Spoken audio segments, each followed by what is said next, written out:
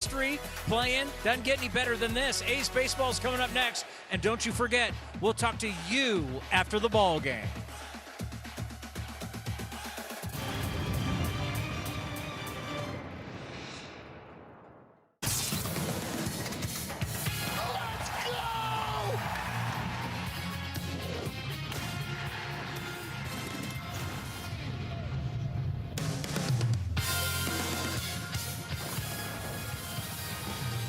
This is the way to the ballpark in West Sacramento. The St. Louis Cardinals come to town for the first of three. It's a big giveaway day. Fans are ready to get their hands on the Grogu giveaway on Star Wars night here at the ballpark.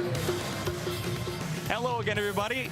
I'm with my brother Stephen Carey for the first time at the big league level. This is incredibly special for you and me, buddy. Yeah, almost 1,000 days since we've done this together, but boy, does the backdrop look different. Happy to be here in West Sacramento, getting to call a major league game with my twin brother, Chris. This is a memory that we'll have for the rest of our lives, and I can't wait to get going. Folks, you're probably wondering where Dallas Braden is, and I can tell you he is a lot closer to the action than we are. Right by the field in the dugout. DB, the A's have some great news out of their camp. Henry Bolte is a major leaguer, DB, and I know you and I are very excited about that. Yeah, let's start with the fact that I had to get out of the broadcast booth. The only thing featuring more carries right now is an NBA game, so I'm happy to be down here, as you said, Chris, closer to the action. The action that very well could show us the debut of Henry Bolte. We're talking about a dude who strung together 12 plate appearances that featured a hit. That's right, 12 trips to the plate, 12 knocks in a row. And I had a front row seat to watching this dude get after it in spring training.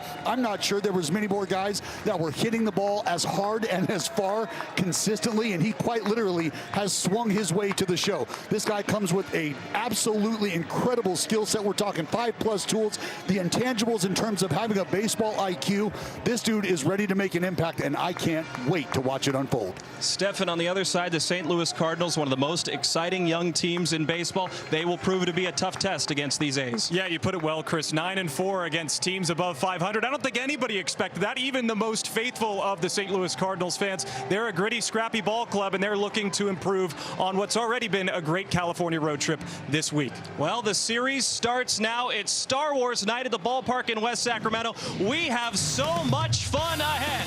Grogu bobbleheads, it's the Redbirds and the A's. The hope is with, the force is with the green and gold. Org to learn more. A's Baseball is brought to you by Toyota. Class-leading MPG and more hybrid models than any other brand. Toyota, let's go places.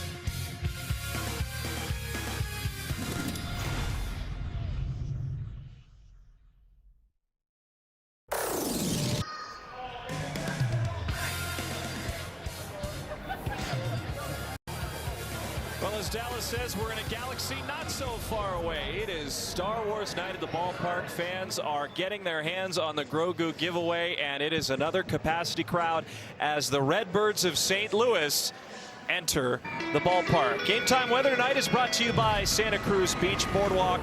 A gorgeous day for baseball, and DB, I know you're taking in the sunshine down by the dugout. Absolutely wonderful. It's going to be great. I am as close as I've been all season long. I can't wait to watch the action start to unfold. I mean, I can smell the breath of Ryan Christensen right now as he sits on the top step. I've been able to get some high fives, some knuckles, and I tell you right now, the energy high to quite high down here in the dugout. Well, I've heard no diggity. That means Jeffrey Springs, the defense, are out on the field. How about we take a look at the starting lineups brought to you by your Bay Area Chevrolet dealers. It's the Cardinals lineup, Stephen. Yeah, it's their right-handed hitting lineup against the lefty Jeffrey Springs. J.J. Weatherholt leads off. Ivan Herrera bats second. Jordan Walker, what a season he's had, bats third. Burleson, Wynn, and Fermin will bolster the middle of the order with Pozo, Church, and Sajasi rounding it out for the Redbirds in Game 1. And the southpaw on the bump this evening, left-hander Jeffrey Springs, 9th start of the season for the left-hander. And I think when you consider how things have started, how things have gone, Jeffrey Springs has been able to give you exactly what you've been looking for in terms of starting pitching consistency. The left-hander, I think, right now poised, as Stefan pointed out, to carve his way through this right-handed lineup. Well, we'll take a glance at the defense behind Jeffrey Springs tonight. Let's start in the outfield. It's Tyler Soderstrom and left. Butler captains the outfield and center, then Cortez and right. Geloff and Kurtz on the corners. Hernandez now at shortstop with the injury of Jacob Wilson. McNeil at second base, and Shea Langoliers in harness for the southpaw, Jeffrey Springs. There is Darell Hernandez. Dallas taking on a new role. We've seen him come and take a lot of time when there have been some injuries. Done a good job at that shortstop position. We saw it a little bit at the back end of last year. Well, the best part about having a guy like Darell Hernandez out there is you feel really comfortable if you're Mark Kotsay plugging him in virtually anywhere and expecting him to be able to produce, and I know he expects that of himself. First pitch, and we are underway. A ball and no strike, 6:40 local. And it's J.J. Weatherholt at the plate, the standout rookie that made the opening day roster for St. Louis. 1-0 pitch is just outside. Umpiring crew tonight will start behind the plate. It is Chad Fairchild calling balls and strikes. Chad Whitson at first, Felix Neon at second, and the crew chief Bill Miller at third completes the quartet. 2 balls in, no strikes. Weatherholt takes a touch outside, 3-0. JJ 235, 7 home runs, 20 runs batted in. Made the opening day roster out of camp, and he forced Chaim Bloom and Oliver Marmol's hand. And he will start the game with a 4-pitch walk, get aboard for the Cardinals. Well, the man behind the plate tonight calling balls and strikes, Chad Fairchild, credits his late father as a youth sports official for inspiring his umpiring career. We all got to learn it from somewhere, right, boys? The apple, the tree, you know how that goes. Calls a tight zone and has been overturned on about 59% of the ABS challenges this season. So there very well could be the ABS that comes into play early and quite possibly often. Ivan Herrera is up, and that's 5 straight misses, 1 ball and no strikes. 262, 4 home runs, 18 RBIs. And as Stefan mentioned, this is a right-handed heavy lineup against the lefty Jeffrey Springs. He'll tag it back foul, 1-1.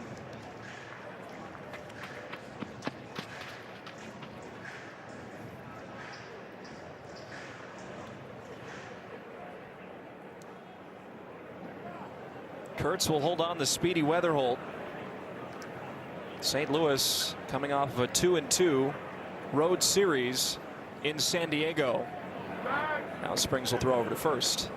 Well, we know it's a right-handed heavy lineup, and believe it or not, Jeffrey Springs maybe just a bit more success against the righties as opposed to the left-handers. Righties hitting 227 against the southpaw as opposed to the 244 mark for the lefties. And we know it's because of that outstanding changeup, fastball changeup combination that we see from the lefty. There's the strike. And he now gets ahead of Ivan Herrera.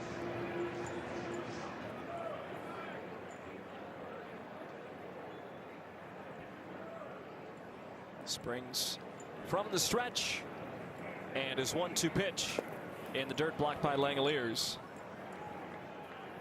And DB, a lot of moves announced today for the Athletics. Jacob Wilson has been placed in the 10-day IL with a left shoulder injury. Brett Harris option to AAA. Welcome Henry Bolte to the big leagues, as well as Michael Stefanik. Eduardo Nunez was designated, and Austin Wynns, who was designated last week, cleared waivers and was released by the Athletics. Well, I think with the addition of Henry Bolte, obviously you plug in some instant athleticism.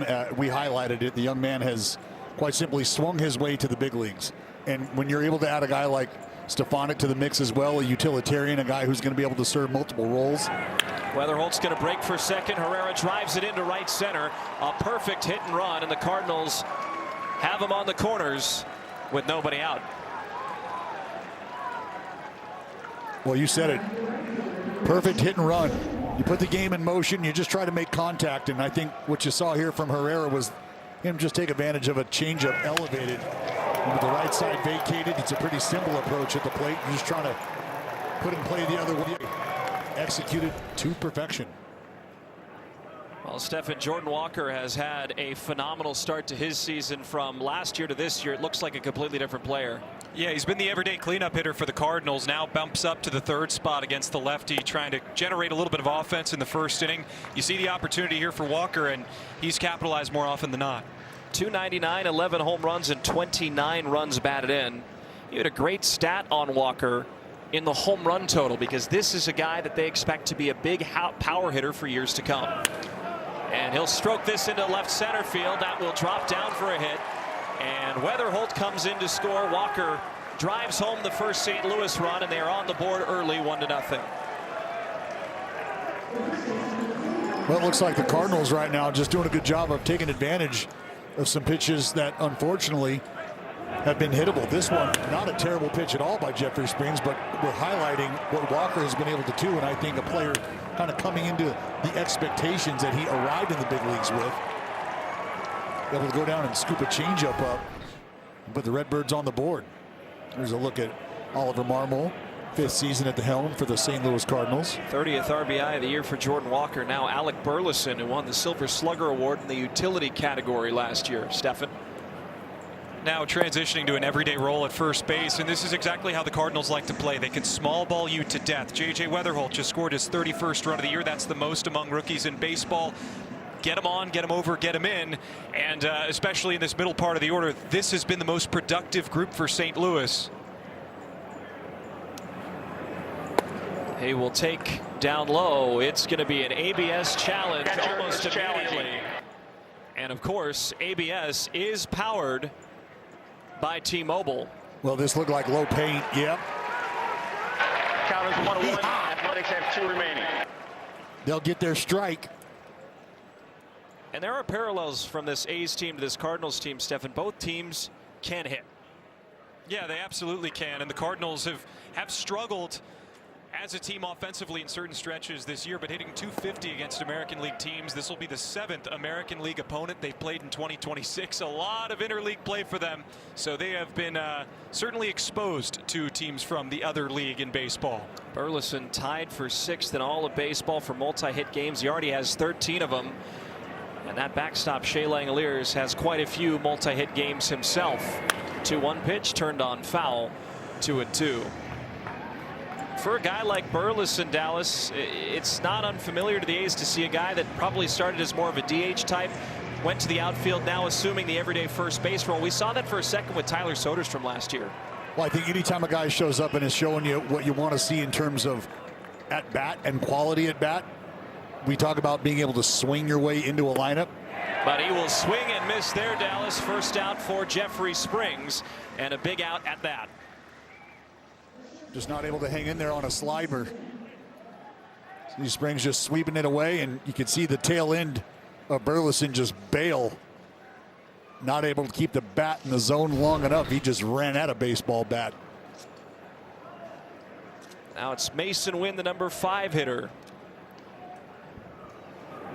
First pitch, he will swing all over and foul it back. 0-1 for Mason Wynn. Stefan, 367 against left-handed pitching. That's no secret that he's hitting 5th today for the Cardinals. Yeah, the big question mark for him is he going to be able to push the ball the other way, hit the ball to the opposite field. They give it to him every single game, but getting to the outer half of the plate has been a struggle for him in 2026. He gets it in the air to shallow right. Tough play for Kurtz over his shoulder into the sunlight. They're going to initially show infield fly. It is an infield fly rule, and 2 are away.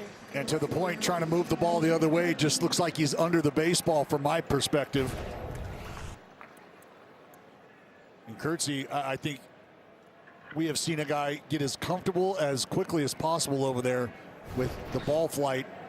And we know that the corner of the diamonds here can be a bit tricky at times. But Kurtzy making what's not necessarily an easy play look easier than it was. Jose Fermin now. First pitch is high. 1 ball and no strikes. 243 with a homer and 5 runs batted in. A utility man for the Cardinals that are experimenting with a number of different right-handed bench bats. Yeah, playing the outfield this year. He's an infielder by trade, but is in that platoon conversation in left. One of the first right-handed options off the bench. He'll stroke this into right center, into the alley. It'll drop down in front of the warning track. 1 run scores. Walker getting the windmill home. The relay from McNeil is late.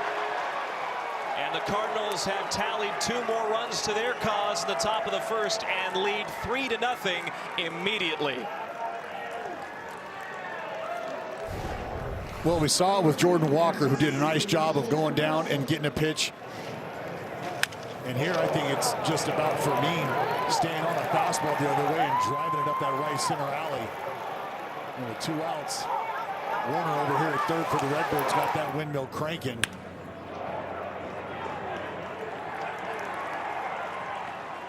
See Walker coming around third. He got the go sign, and he was heavy footing it around third, but still able to beat the throw. Joel Pozo is now up. Cardinals have 3 runs off of 3 hits. The inning began with a leadoff walk, back-to-back hits, strikeout, a pop-out, then a 2-run double from Fermin, and they're up 3-0. Pozo swinging for the fences, 0-2. Pozo hasn't gotten many starts this year. He's the 3rd catcher on the roster for St. Louis, and he has had success against the A's in his career. .391 in 6 games and 23 at-bats. Most of that damage came when he was on the Texas Rangers back in 2021. So we'll see how he approaches Jeffrey Springs here. You remember, DB, a former A himself, Joel Pozo. 0-2 pitch, grounded up the third base side, foul. Yeah, I spent some time with Pozo in spring training over the last couple years. And a guy who I think you understood was going to probably at some point in time work his way to the big leagues. I think we all understand how this game works. Sometimes it's just a numbers thing. Guys are going to get opportunities should they be able to stay healthy and stay productive. And for Pozo, that's been the case. He'll pop this one back and out of play, foul. No secret that St. Louis is a force in the National League Central and the NL overall. 13-7 on the road this year, 6-4 over their last 10. They've played some very tough opponents and handled them well. Yeah, not just right now, but on this road trip. They split the series with the Padres, but game 4, the final pitch of the game, was 3-2 to Nick Castellanos. Padres hit a 2-run home run to tie the game, and then they ended up winning it in extras. I think there's a sour taste in the mouth of the Cardinals, and they came out ready to play. So 25 pitches for Jeffrey Springs, a fairly strenuous inning. He comes set at 0-2 to Joel Pozo. The pitch. Off the glove of Springs, that's into center field. Another run is going to come in to score for St. Louis. They have been unrelenting offensively early in this game and now lead 4-0.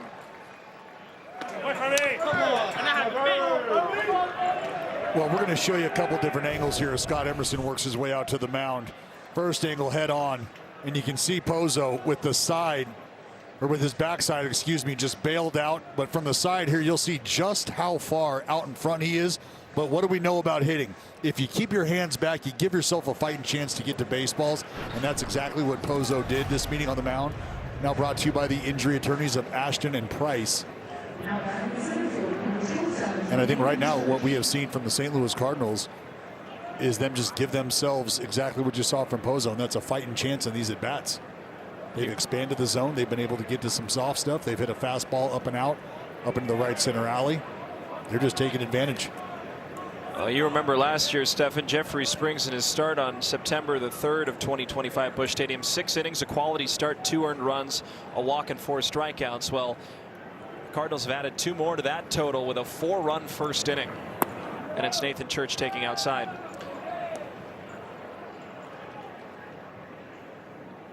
I mean, look at these numbers. 3-0 with a 1.46 his first 4. The last 4 have been a little bit murkier for him. He's trying to get his way out of the Cardinals in the first.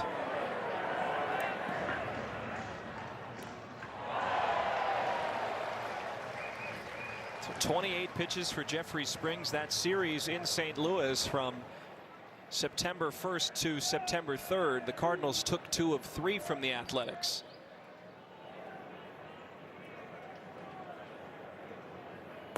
One, low and in, 2 balls and 1 strike. Now Nathan Church at the plate. He's one of the guys that really emerged in spring training and took hold of that starting left field job. I know he's in center field tonight, but Offensively, he's shown that he can be consistent at the major league level. Defensively, he has a plus arm and has made some great plays at the wall. That's earned him everyday playing time for the Cardinals, even against a lefty. And it's no surprise, 350 against left-handed pitchers this year. He has seen them well. Every team seems to have a reverse splits guy, and Nathan Church just so happens to be that guy for the Cardinals. Special talent from this side of the country. Fouled away, 2 balls and 2 strikes. It remains 252, 5 home runs, 17 RBIs.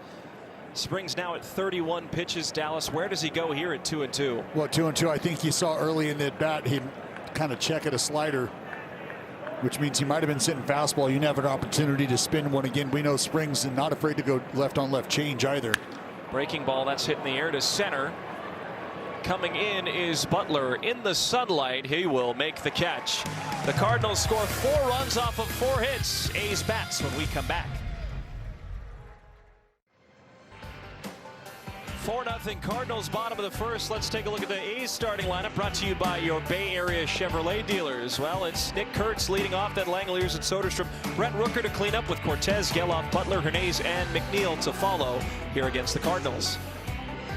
And a man on the mound tonight for the St. Louis Cardinals, Andre Pallante, coming off an outing which he got touched up early. Something about Pallante, he's been able to give you at least 5 innings worth of work every time he's taken the baseball, but there has been a bit of inconsistency in those outings. That last one, 6 innings, but 5 earned runs pushed across. And something else to remember about Pallante, not a ton of swing and miss with this right-hander, which might not necessarily bode well for him against a team in the Athletics who likes to do damage.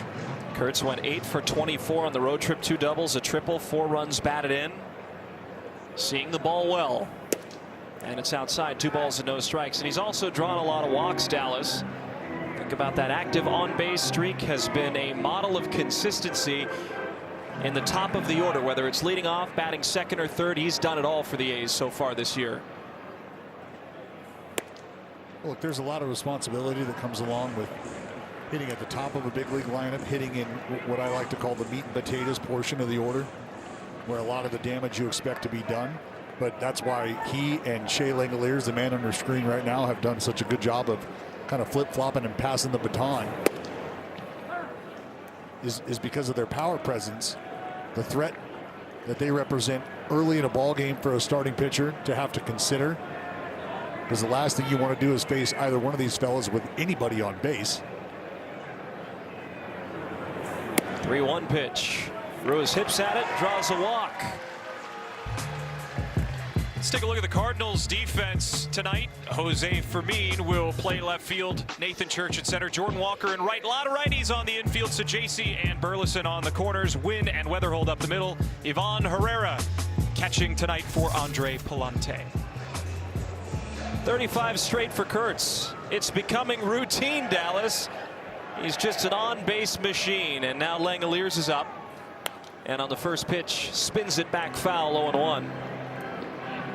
How fun is this, watching Kurtz get on base, singles, doubles, triples. Hasn't homered in 14 games, but he's more than made up for it with the walks and the consistent at-bats. Well, I think the greatest example of what you expect from Nick Kurtz, we got insight to when he first got to the big leagues.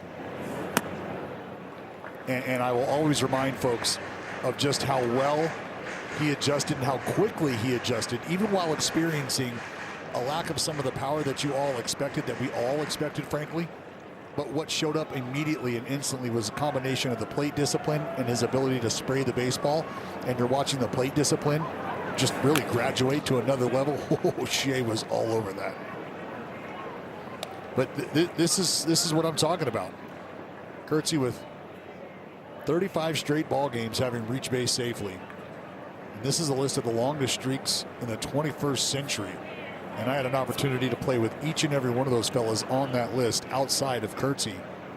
And we're talking about really good players, guys that not only were able to do damage in certain spots, but just provided run scoring chances for the rest of the guys behind him. 1 ball and 2 strikes to Langeliers. And he swings and misses on a slider low and away. 1 out.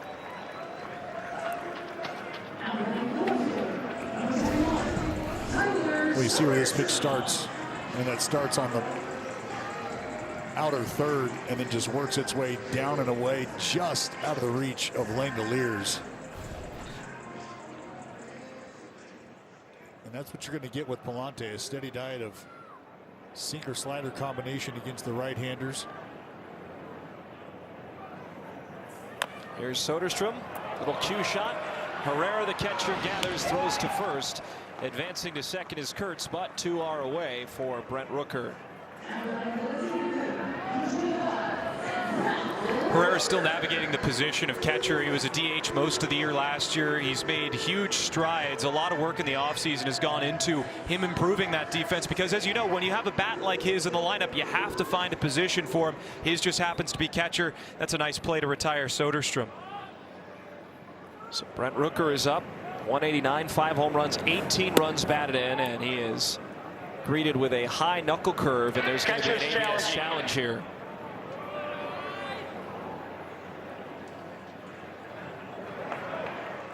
Pitches a strike. St. Louis has That's 2 remaining. very clearly in the strike zone. A good call by Herrera, who, as Stefan said, didn't play as much catcher last year, but seems to have a very good awareness of the zone here in 2026, Dallas. Well, that's going to be part of the adjustment that we were talking about. You start to find yourself behind the plate more consistently. You're going to have to be more in tune with the strike zone, the feel for the strike zone. Obviously, there have been definitive parameters placed on that zone, and it might vary slightly from hitter to hitter, but as a hitter, Herrera also has the opportunity to have that ingrained in his brain. Rooker had 6 hits on the road trip and 22 at-bats. Had a double, 2 home runs and 6 RBIs, so that power is starting to show itself. 306 during the month of May with 10 RBIs.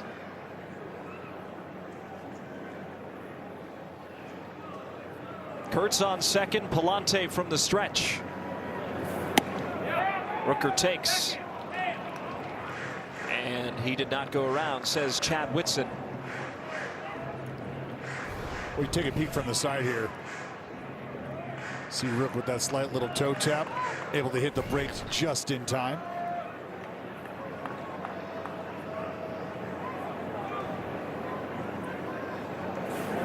One pinned him inside. Rooker will draw a walk.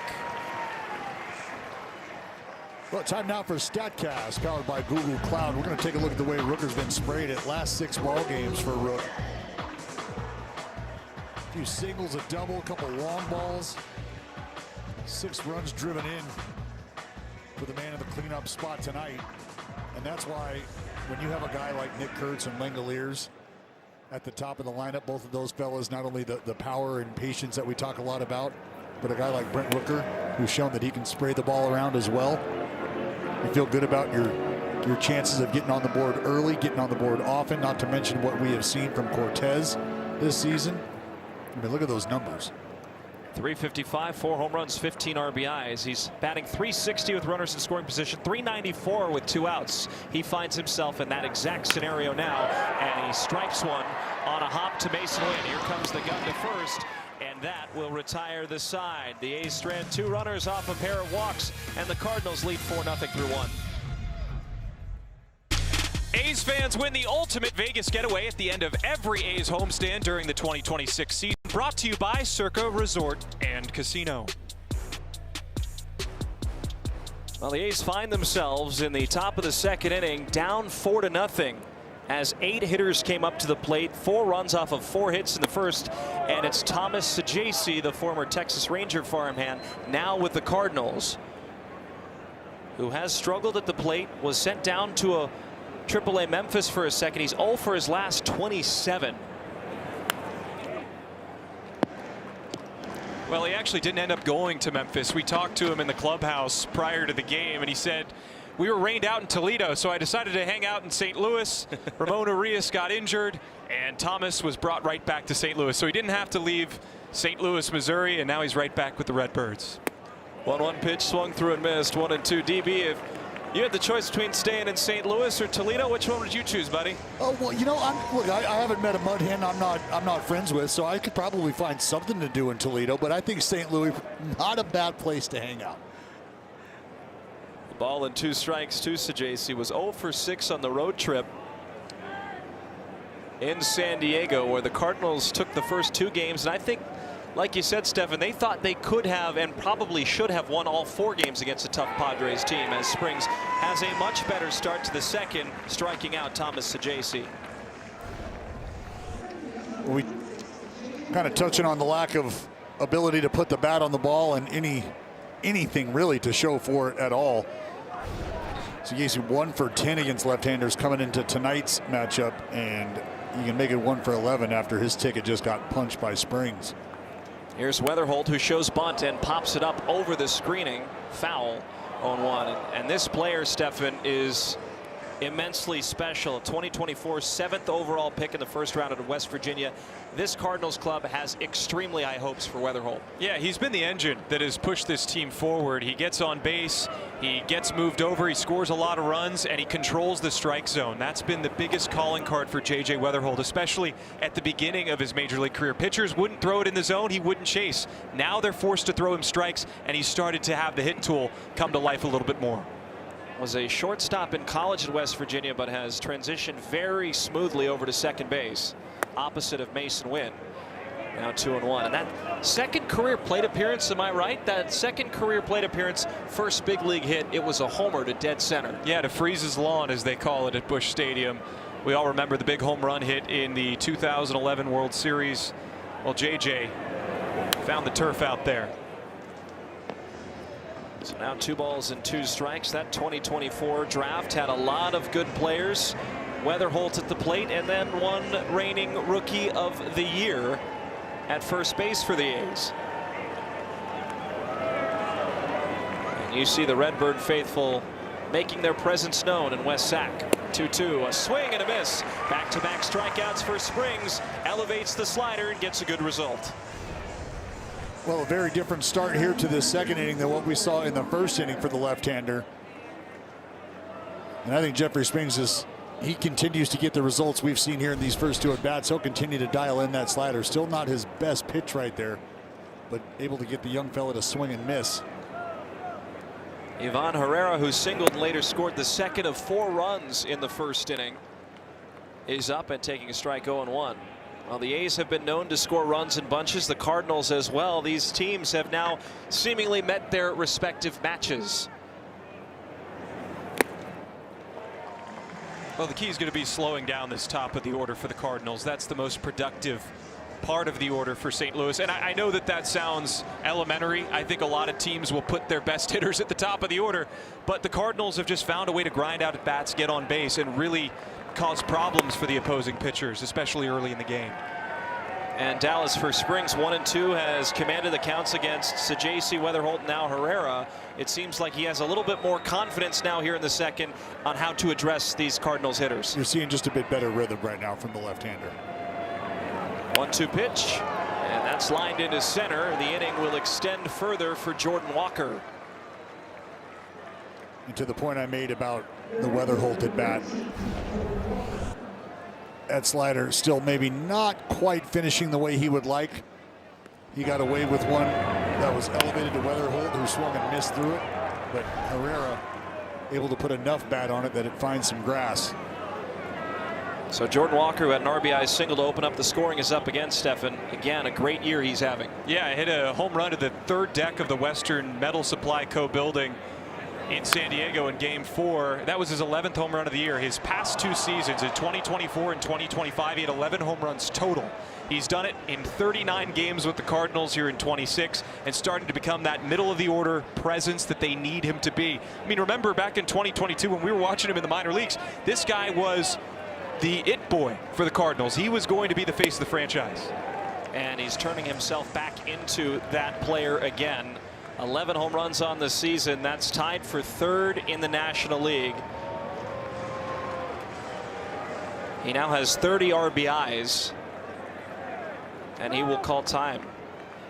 Another stat that's interesting about Jordan Walker, 40 games into the season, which is the point that we are at right now, Dallas. Jordan Walker was batting .193 last year with 2 home runs and 12 RBIs. This year entering play, .299, 11 home runs, 29 RBIs. Obviously, he's added to that total. As the 0-2 pitch comes in, that's driven to deep left field. Soderstrom moving back, and It will die at the warning track, and that will retire the side. 4-0 Cardinals. Back to the A's bats when we return.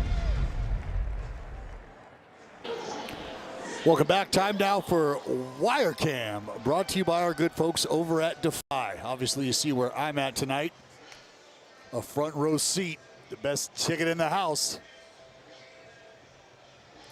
See if the green and gold can't get something going here against Palante, who, as I told you, not a ton of swing and miss from the right-hander, does have the ability to dial up a ground ball when necessary. Well, here's Geloff in a 4-0 game. The Cardinals lead, and Zach fouling it away 0-1. And that's a big part of it right there, that sinker. Told you, against the right-handers, you get the heavy sinker slider combination from Palante.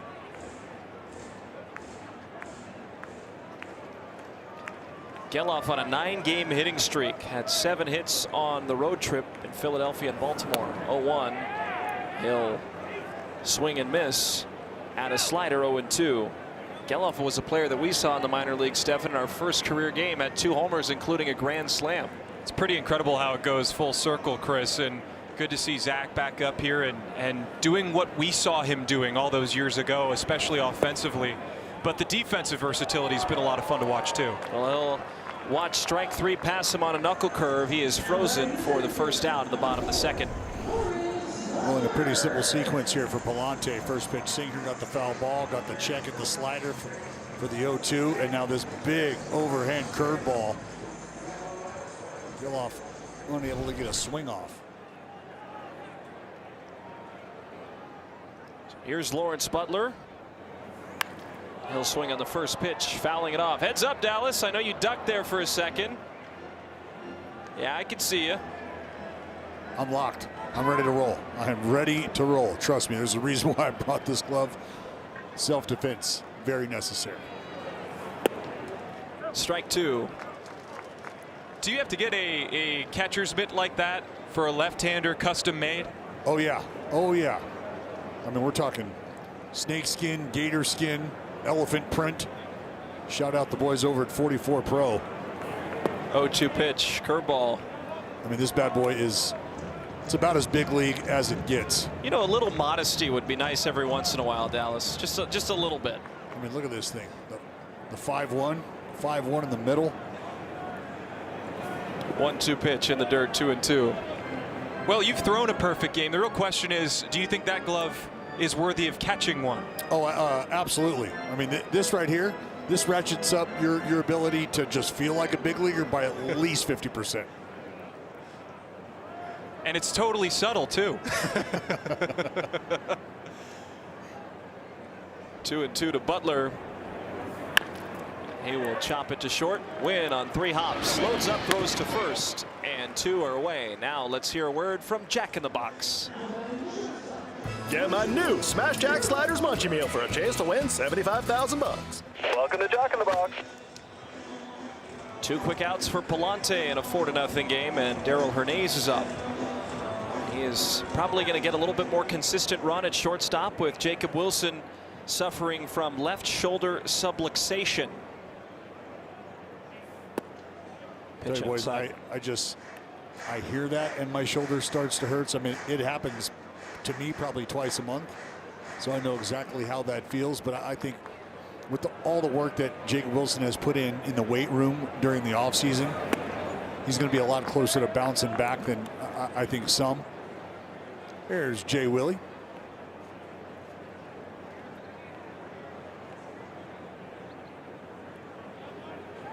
It was 2 days ago in Baltimore, and he did what he did. He hustles to a baseball, knocked it down. Unfortunately, he had to leave the game. Well, and you could tell as soon as he hit the ground and I saw the wince. I mean, and that's honestly, Chris, why I didn't even want to put it out in the universe, because I felt like I knew what it was right away. Then you saw him starting to move the shoulder around. And I have often referred to the shoulder as the party starter when it comes to the arm, because you can pitch through some elbow tightness, some elbow inflammation, and even the shoulder to an extent. But anytime there's any sort of structural damage, however extensive, you can't get the arm going, which means you can't get the party started. Now 3 balls and 2 strikes to Hernandez. And you obviously have to consider not only Jacob Wilson's ability to range up the middle to his left and extend, going to the backhand side, and then as a right-hander, that bottom hand doing a lot of the heavy lifting in the finish of the swing. 3-2 pitch, chopped up the third base side, charging Sajasi. Gloves comes to first on a hop, and they beat out Hernandez. In a very close play, Burleson able to hang on to the hop, but they may look at this. DB, you got a closer look. Yeah, I had a real close look, and I felt like out of the hand you could see the ball starting to head towards the ground. And it just, and I mean, I have a perfect shot here. The Athletics are challenging the outcall at first base. Hernandez, a lot of hustle out of Darryl down the line. You'll see that foot hit. And I think what you have to pay attention to is the heel of Hernandez. Right there. I think it's as close as it could be, but it's advantage green and gold here. I mean, I've got his foot on the bag just before it hits the glove. And remember, it's not that the baseball necessarily has to be secured. If it'll eventually be secured, it's where the ball ends up entering the glove. But at this point, in my opinion, that foot is down. Yeah, it's worth mentioning, too, that Thomas Sajasi had to make this club as an outfielder. After review, the call on the field is overturned. The runner is safe. That's right. The Athletics will keep their challenge. But the point I'm making here is Sajasi came up as an infielder, now had to focus the entire year as an outfielder. He's at third base tonight. What do you think that mentality shift is for a guy that has been playing left field, now has to play the infield? You're trying to figure things out as quickly as possible because you want to be as productive and you want to be able to contribute as quickly as possible. We see guys do it all the time, trying to figure out how to create just more versatility for themselves. And whether it's by virtue of necessity or really just kind of being self-aware and understanding this gives me an opportunity either to get to the big leagues a little quicker or stay in the big leagues a little longer. And I think anybody in the big leagues will tell you, whatever you need me to do, I'm willing to go and do. Now it's McNeil who fouls it off of himself, and you could hear him audibly wince after hitting that off of his foot. Yeah, Matt going to wear this one right off the inside of the shin, just above the ankle. Take a listen.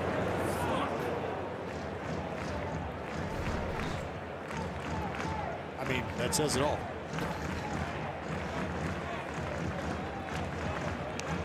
McNeil, 292 at home, 293 against right-handed pitchers. Had a slower offensive road trip, 2 for 18.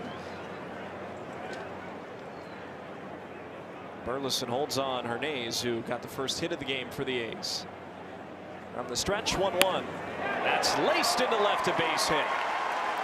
And that's what Jeff McNeil does, DB. He stays on the baseball and he can spray it all over the field. I mean, the dude is just a pure hitter. Feels like you can wake him up in December, he'll find a way to put the barrel on it, and that's exactly what he does here. Gets a little 86-mile-an-hour spinner in the heart of the zone. Just pounds it the other way. Keep that line moving right now. Something the Athletics need to do as they're trying to figure out a way to scratch something across against the man on the mound, Palante. Well, here's Kurtz.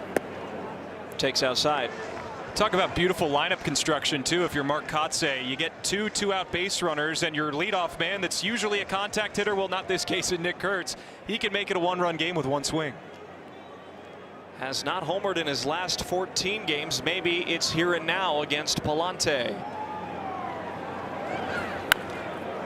That's grounded foul, 1-1. Well, this A's offense over the last 15 days has hit 269 as a club, first in Major League Baseball during that span. This season with runners in scoring position for Kurtz, 364. 2 on, 2 out. Palante from his chest. And a big swing and miss by Kurtz on a low four-seamer. Another thing you're going to see from the Cardinals defensively is Jordan Walker in the gap in right center. They like to give up the corner.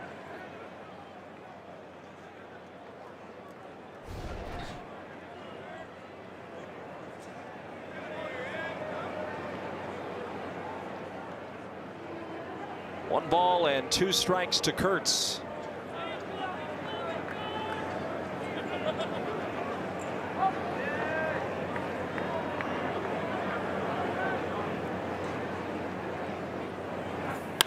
And he will get that through into left center field. Hernandez rounds third.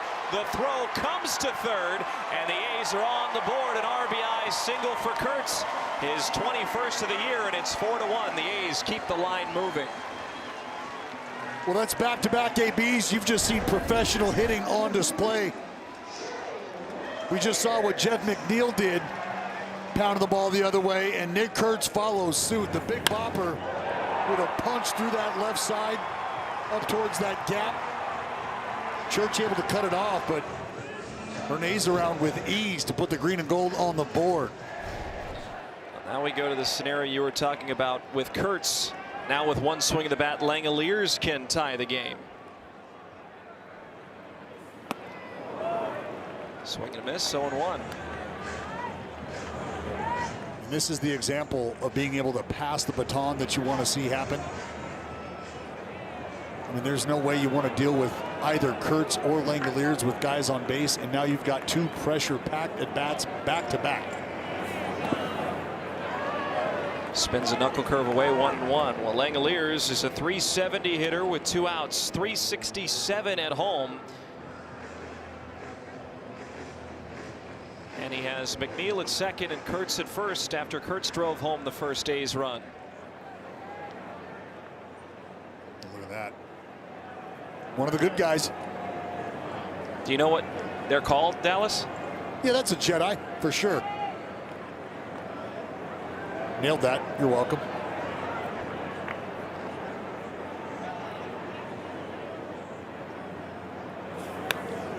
Spun back foul, 1-2. You're going to see big swings from the A's, Stefan. Trying to get a little bit better at home, 8-8 here at the ballpark in West Sacramento, but they've played a lot of good teams offensively, and more often than not, this ballpark plays offensive friendly. Yeah, it's a good situation for the A's here in particular, not just because Shea Langeliers has been the best offensive catcher in baseball, but also since coming from the paternity list, he has just been doing nothing but tearing the cover off the baseball. Yeah, 5 for 15 on the road trip. He missed part of the road trip and made up for it in the back end. 1-2, driven to left center field, on the run for Meade. He's not going to get there. It one-hops the wall. McNeil scores. Kurtz scores. Langeliers to second base. We've got a one-run ball game. It's 4-3. Precisely what we're talking about. When you're running that 4x4 relay, it's stick and go. Stick and go when you pass the baton. It was Hernandez to McNeil, McNeil to Kurtz, and Kurtzy to Langeliers, who pounds one up that left center gap, and the boys are going to hot step it around the pillows. You can see Matt coming around third celebrating. He knew. He said, come on. Come on, Kurtzy. And just like that, the green and gold back in the mix. Swing that lightsaber, Langeliers.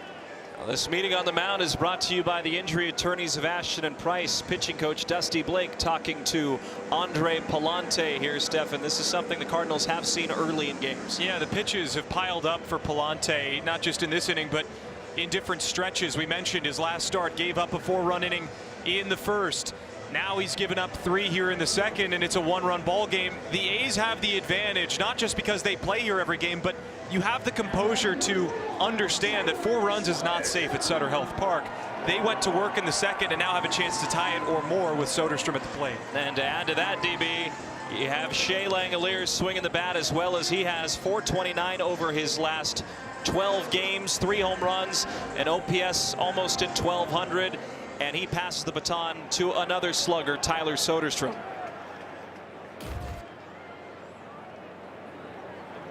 Palante to the plate, called strike, 0-1. Yeah, Dusty Blake trying to get his young Padawan Palante a little bit of a breather here as he stares down the barrel of Tyler Soderstrom. Down low, 1 ball and 1 strike. Another thing I was looking at, especially at the start of the game, Springs high pitch count in the first. Now Palante almost at 45. It's evened up a little bit in terms of the pitch count. So the A's have done a nice job playing the game within the game. 1-1 breaking ball fouled away. And he just missed that one. That was a bit of a hanger. Now let's not get it twisted. Palante, that big overhand 12-6 banger, that thing starts to pick up speed as it works its way down, but when it doesn't quite have that bite, that finish, it looks very hittable. 1-2 breaking ball. Soderstrom underneath it. Popped up, shallow left center. Out goes Wynn. He will make the catch. But the A's score 3 runs off of 4 hits. We got a 1-run ball game. Cardinals 4, A's 3. Bench your mobile provider for better coverage and bigger savings with Xfinity Mobile and get Wi-Fi plus 5G that won't strike out. Xfinity, imagine that. We're in the top of the 3rd inning. The Cardinals lead 4-3. And now for the play-by-play, here's Stephen Carey. Thanks so much, Chris. 4-5 and 6-2 up for the Cardinals, who are up by the slimmest of margins. A 3-run bottom of the 2nd inning for the A's gives us a ball game. Burleson, Wynn, and Fermin due up against Jeffrey Springs. Alex, last time up, was a strikeout swinging. There's the first pitch. Strike, 0-1.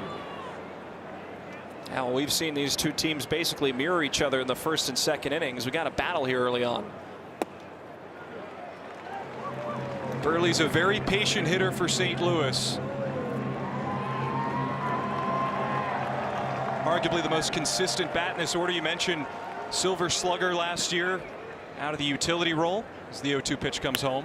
Burleson flares it to left. It's sinking, and Soderstrom will make a waist-high catch for the first out of the inning. Well, you could tell right off the bat, Soderstrom with a great read. Always talk about these outfielders. Number one, it starts with great positioning. You got to be put in a position to be successful.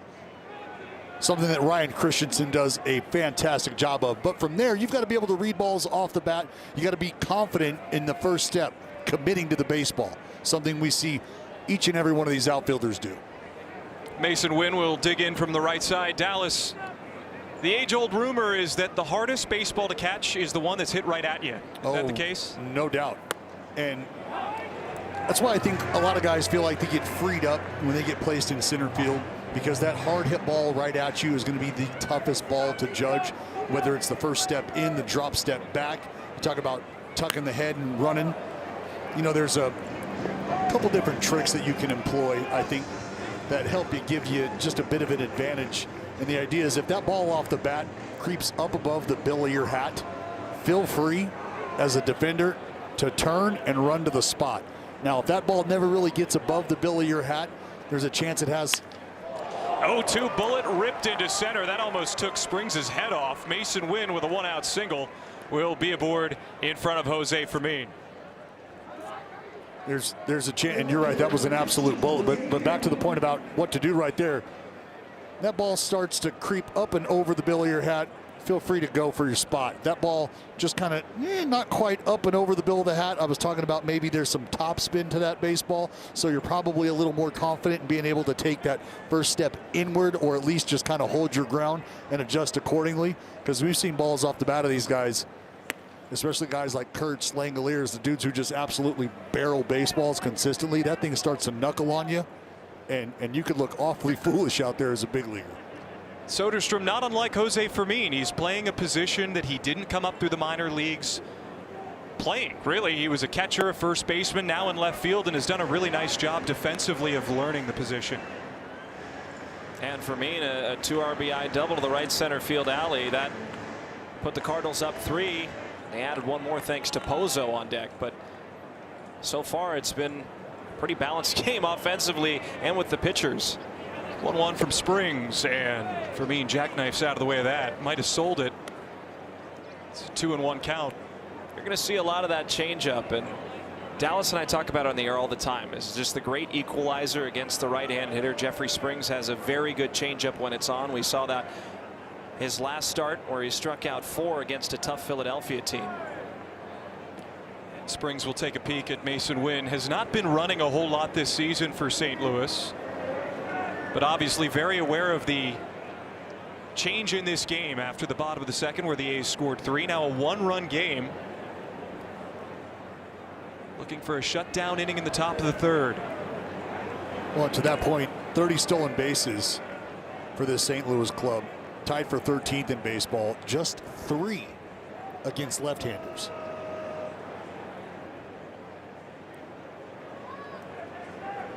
We'll see if Mason takes a few more steps off the pillow after 2 disengagements. 2-1 pitch. Bends in for a strike, 2-2.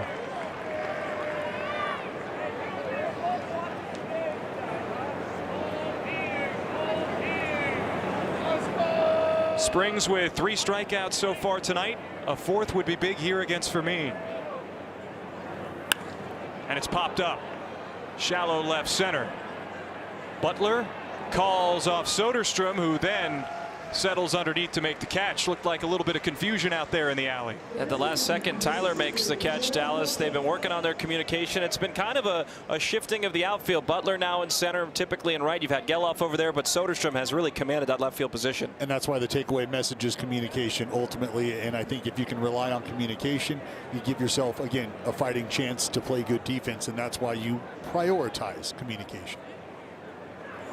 Joel Pozo on the ground, up the middle. Hernandez boots it, and it's into center. Mason never stopped running. He's into third base. The runners are on the corners with only 2 outs.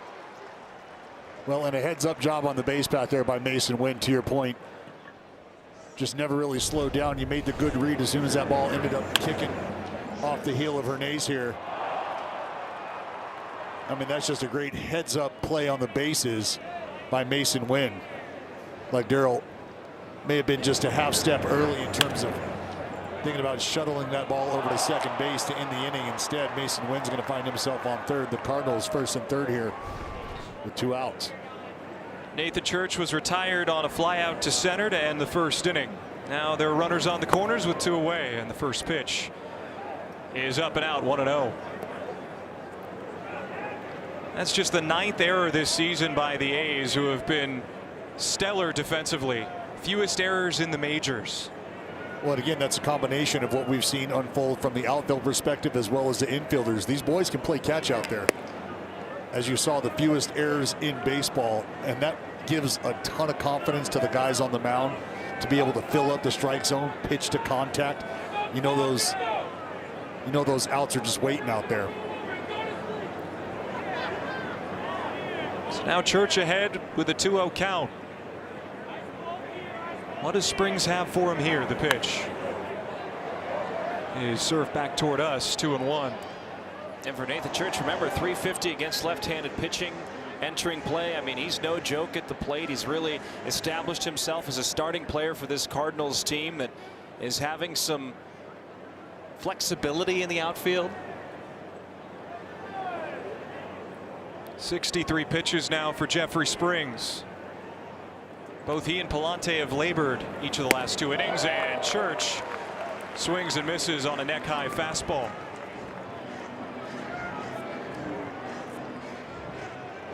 So now at 2-2, runners on the corners. Dallas, what are you going with here? Well, I think he has an opportunity to go a couple different ways. He can go back up top, take that elevator to the top of the strike zone, or spin one down and away. Just got to finish that slide piece. 2-2. And he did. Into third, Church just let it pass him by. It's a 1-run game, and the A's will try to tie it or more. Up next. The 2026 All-Star Teacher Award is presented by Provident Credit Union. NBCSportsCalifornia.com/AST to check out Susan Saley of Pacific Elementary in Sacramento, as well as the other finalists, and vote for your All-Star Teacher. The grand prize winning teacher school will receive $30,000. Vote now. Flare to right. Walker dives and makes the catch. He was playing deep with the power hitting Rooker at the plate. And there she is. That's some good news for the A's. Love the yellow. Yep, Susan Saley. Vote now at NBCSportsCalifornia.com/AST. Is that yellow, or I was told that we don't use yellow around here. We say gold. It's gold, baby. It's gold.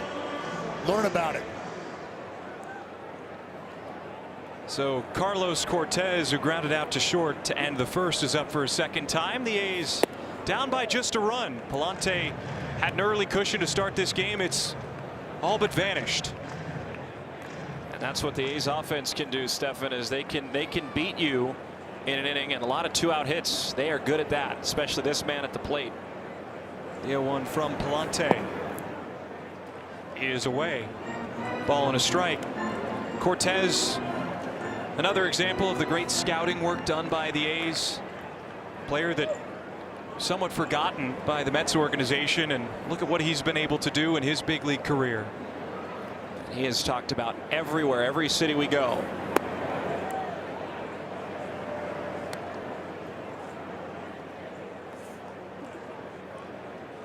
Two balls and a strike to Cortez.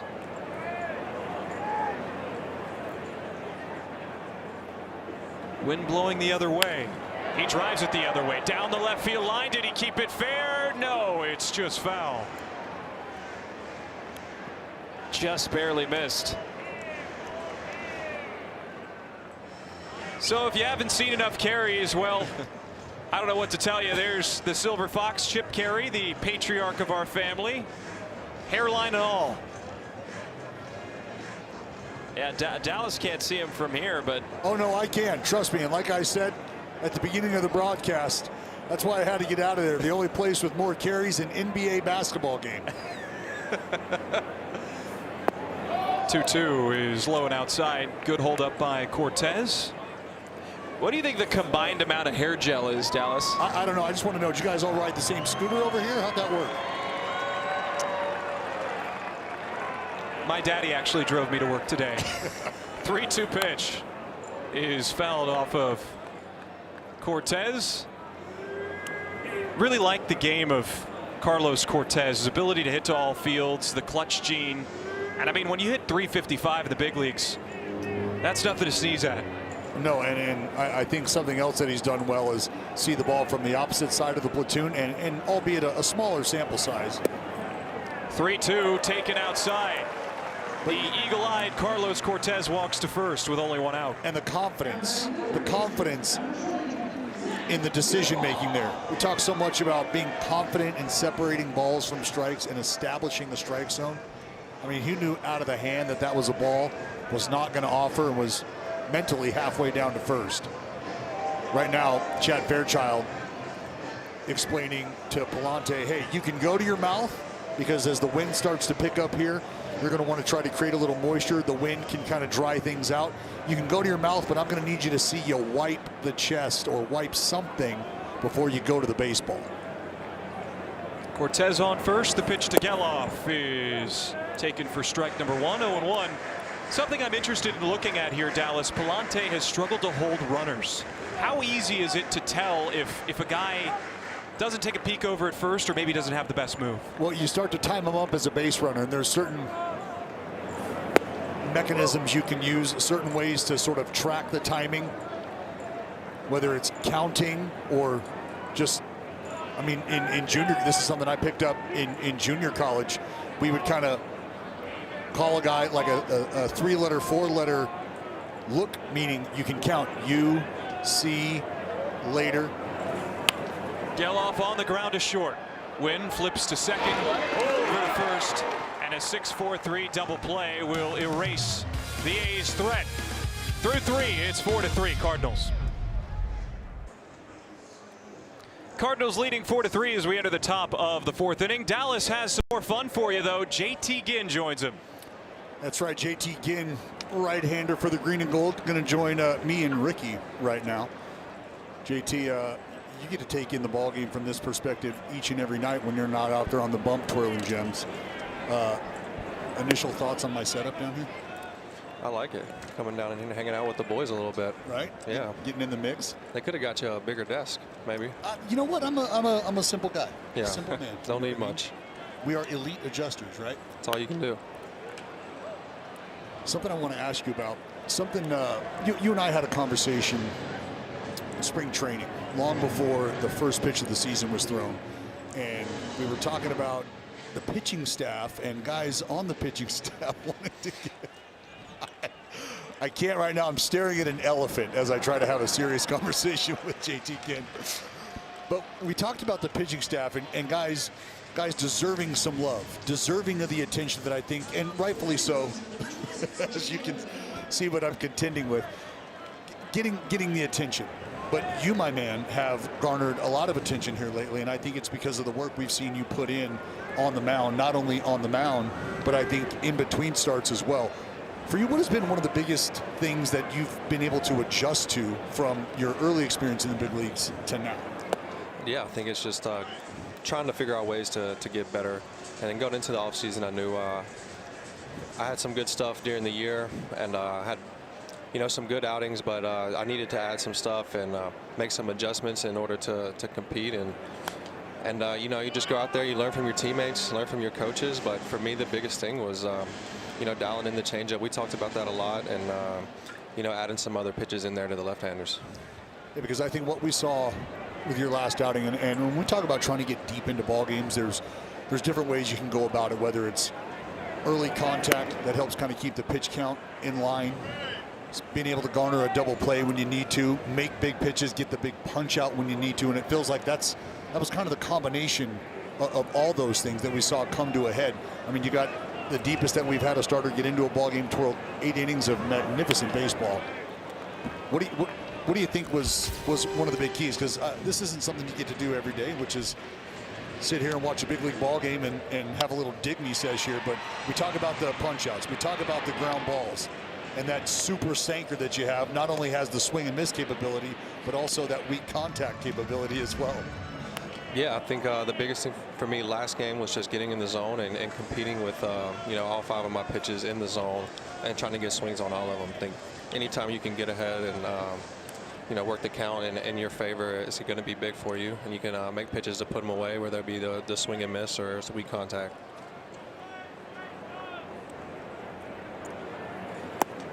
One-two pitches outside to Weatherholt, even count with 1 out. Has there been a guy that you have gravitated towards in terms of whether it's watching video, watching from afar, maybe a guy in the clubhouse that you've been able to kind of lean on, but just Weatherholt guys that to left, but streaking over to make the catch is Soderstrom. There's out number 2. I think we always try to find somebody that we can either find similarities in or we can model our game after. Has there been someone that you have kind of gravitated towards? I think you try to take pieces from everybody. Like I said, I know we talked about it. The veteran guys have been doing this a long time and competing at this league.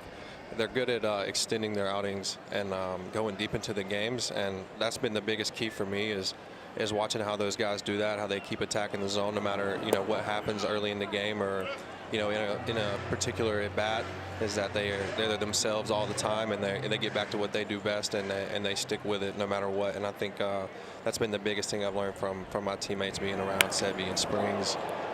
Herrera hammers this out to center. Got a guy. But Butler had a beat on it. Savali is just taking that veteran approach into games and using that to kind of get deeper in the games, and that's one thing that in my career I know I can do better at. Shooter again, ladies and gentlemen. It's been a pleasure watching, and we can't wait to see more from you, big dog. Yeah, absolutely. Thanks, Dallas.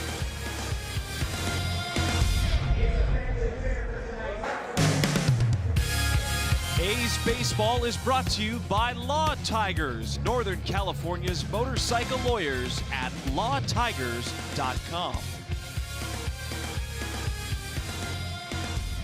Game started to settle down a little bit for these two teams. 4-3 the Cardinals leading with the lower third of the A's order coming up. Butler, Hernandez, and McNeil. Big opportunity to get after Andre Palante, who is nearing 60 pitches. Yeah. Butler grounded out to short his first trip up. Now he hits one the other way. Fermin drifting back, moving to the track, and the ballpark will keep this in. And now a word from Echo. It's time to go yard. Echo, power on and on. So Palante retires, the first man he sees in the 4th. One of the big additions for Andre in the offseason was a new pitch, a kick changeup. Now, Dallas, you are a connoisseur of pitching. What's the difference between a kick change and a regular changeup? Well, quite literally the grip. And what we're talking about is, guys, when you think about a slider, you think about guys, or a curveball, right? Guys at times will spike it, right? And you can go full knuckle, you can spike, find a seam or an anchor, if you will, and that's what it's doing, is creating just a little more ability to kind of stiffen things up, because these pitches aren't necessarily thrown with the hand per se. It's about being able to maintain hand position. And I think for the changeup, you're used to seeing circle change grips or a split change, right? And those are more traditional changeups, and we see the circle changeup, right? You see the circle, you see a split change at times. And with that kick change, what we're doing is we're grabbing a seam, and you see the knuckle here. It's quite literally spiked. And the idea behind the name kick change is that release, the grip allows the baseball to quite literally kick that seam up so it catches, and you're able to generate the same movement that you're looking for. It's just another variation. See a slider here. It's like it stays on the corner just long enough. But the changeup, regardless of what grip you're deploying, is what we call a feel pitch. And it's not necessarily a pitch that you pick up and you master quickly. I mean, I played with a guy by the name of Marcus Macbeth, who was an outfielder by trade and had an absolute cannon. And he's one of the few guys that I've seen put down the bat, pick up the ball, head out to the mound, and take a changeup with him. And I mean, early on, he was blowing mid to upper nines, 95 to 99, but had a devastating changeup to go along with it. 2-0 pitch is cut on and missed. I'm hoping that your friend did not have a career that resulted in a Shakespearean tragedy, Mr. Macbeth. Well, he was one of the good ones. 2-1 is fouled in and out of Herrera's glove. One of the good ones. Sometimes it's a little tougher to hit the slider than maybe it is to throw one. And so I think, as I always like to say, he wisely adapted to becoming the real athlete and took himself to the mound. Because pitchers are athletes. But the kick changeup is a pitch that has, I think, really started to show its head here as of late. Might see it here. It's bounced up the middle, but Palante's there. He'll flip to first. Both Springs and Palante have 1, 2, 3 innings. It stays 4-3 as we enter the 5th. Folks, you can join us this Sacramento Saturday and complete your look. Be one of the first through the gates this Sunday versus the Giants and score a sleek A's Clear crossbody bag. Perfect for game day fits all season long. Come dressed to impress and lock in your seats right now at athletics.com/promotions. Well, we're at the top of the 5th inning. It's Jordan Walker again, who's 1 for 2. 4-3 the score. Walker is 1 for 2 with an RBI single. And he will take down low. 1 ball and 1 strike. We were talking about how he's at 30 RBIs. You know how long it took him to get to 29 RBIs, the number that he entered this game with last year, DB? I'm going to say a good long while, a couple months, maybe 3. Yeah, a little longer than that. To get to 29 RBIs last year with St. Louis, it took him all the way till August the 6th. Yeah, and to expand on that a little bit more, 78 total hits last year. He's up to 45 already. Well, Springs has settled down a bit, 2-1 high, 3 balls and 1 strike. Well, think about this, fellas. We've talked a lot about, and I think from just a national baseball perspective, what we've seen in terms of struggles with Cal Raleigh at the plate, right? Maybe just a shade of who we saw last year in terms of the overall performance. As Walker able to put the papers on him for a free pass here to start the 5th. But the idea is that you have a guy who I think was in a flow state really virtually the entire season last year in Cal Raleigh, right? It was bat to ball skill, it was power, it was everything you're looking for from a guy who's going to hit in the middle of the order. And I think sometimes it's just a matter of figuring little things out, just little adjustments that hitters can make that starts to unlock them Burleson strokes it to right, a base hit. Walker taking a turnaround second. He will stop there, and the Cardinals have him on first and second with nobody out in the fifth.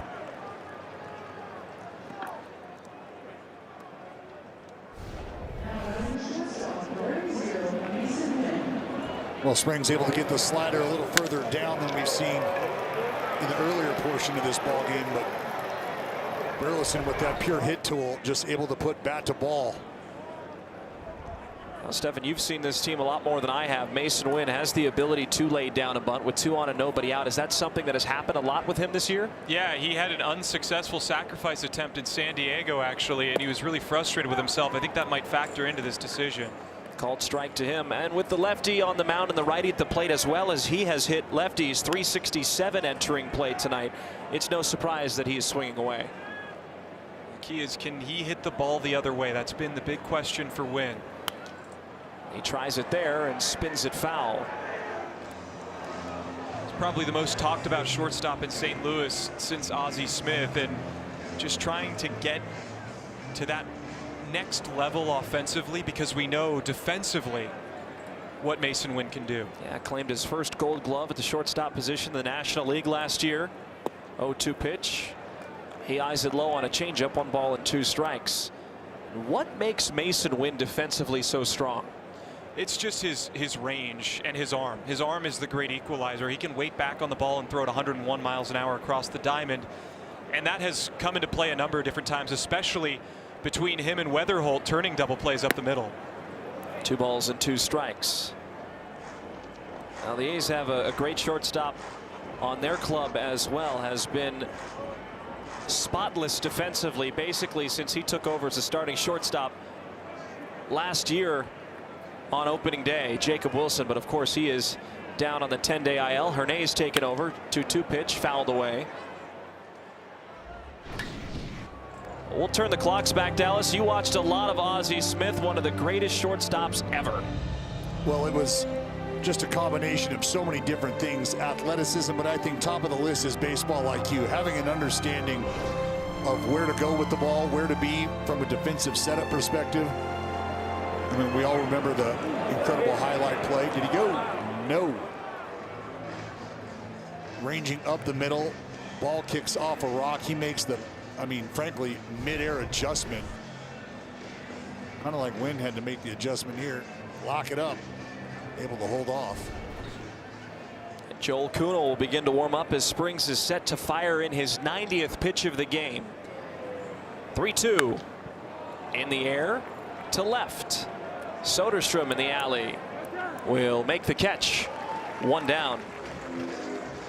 Well, Stephen, this A's club kind of has a very flexible, amorphous bullpen that guys will serve different roles at different times. The Cardinals a little bit more structured in how they deploy their late inning guys. Yeah, they certainly don't have as many options. They have a more cement bullpen is how I would say it. Everybody knows their role, and you like things to line up the way that things did in Game 4 in San Diego. Unfortunately for the Cardinals, it didn't work out the way they would have hoped.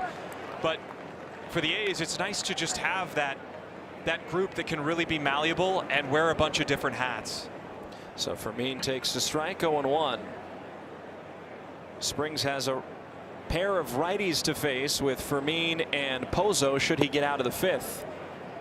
This is another similar start to the first inning where the Cardinals walked the leadoff man, or the A's walked the leadoff man, and then a single put runners on first and second with nobody out. Good lead for Walker off of second base. 1-1 pitch is outside. 2 balls and 1 strike. And you think the hope here, Dallas, is that Springs can get through this 5th inning, or would this possibly be his last hitter with Pozo waiting on deck? No, I think that's the hope, is if you can squeeze 5 out of him, you'd love to see that. And we always talk about just being 1 pitch away from being able to do so. Now they got him in a rundown. Walker in between second and third. Springs to Geloff. Geloff now to McNeil. McNeil will throw it to Springs. Springs applies the tag, and they got him. So they get that second out, but advancing to second is Burleson. And the rundown successful for the green and gold. You see Springs pick up Walker out of the corner of his eye, able to turn. Maybe one too many throws there in the exchange, but either way you'll walk away with an out. And you're happy with that. It's not like you're necessarily prioritizing keeping that double play in order, knowing if you get the runner, there will be 2 outs. It's a 1-5-4-1 caught stealing there. It's a big out for Springs.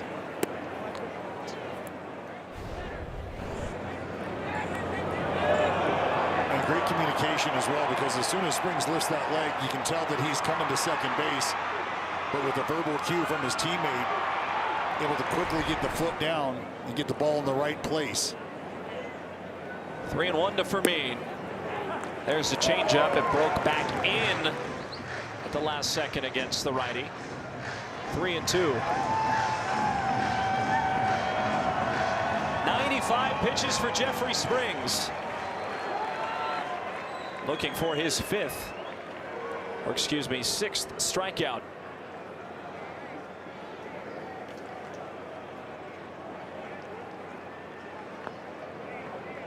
Another chance for the Cardinals. They have not scored since the first inning, where they scored 4 runs.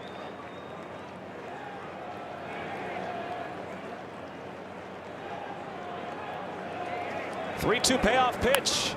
Fermin defends. Near you, Dallas. Not far enough, though. I mean, he'd really have to get the head out to get it over here. I think I'm safe for now.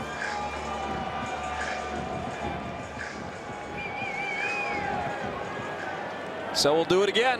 3 balls and 2 strikes.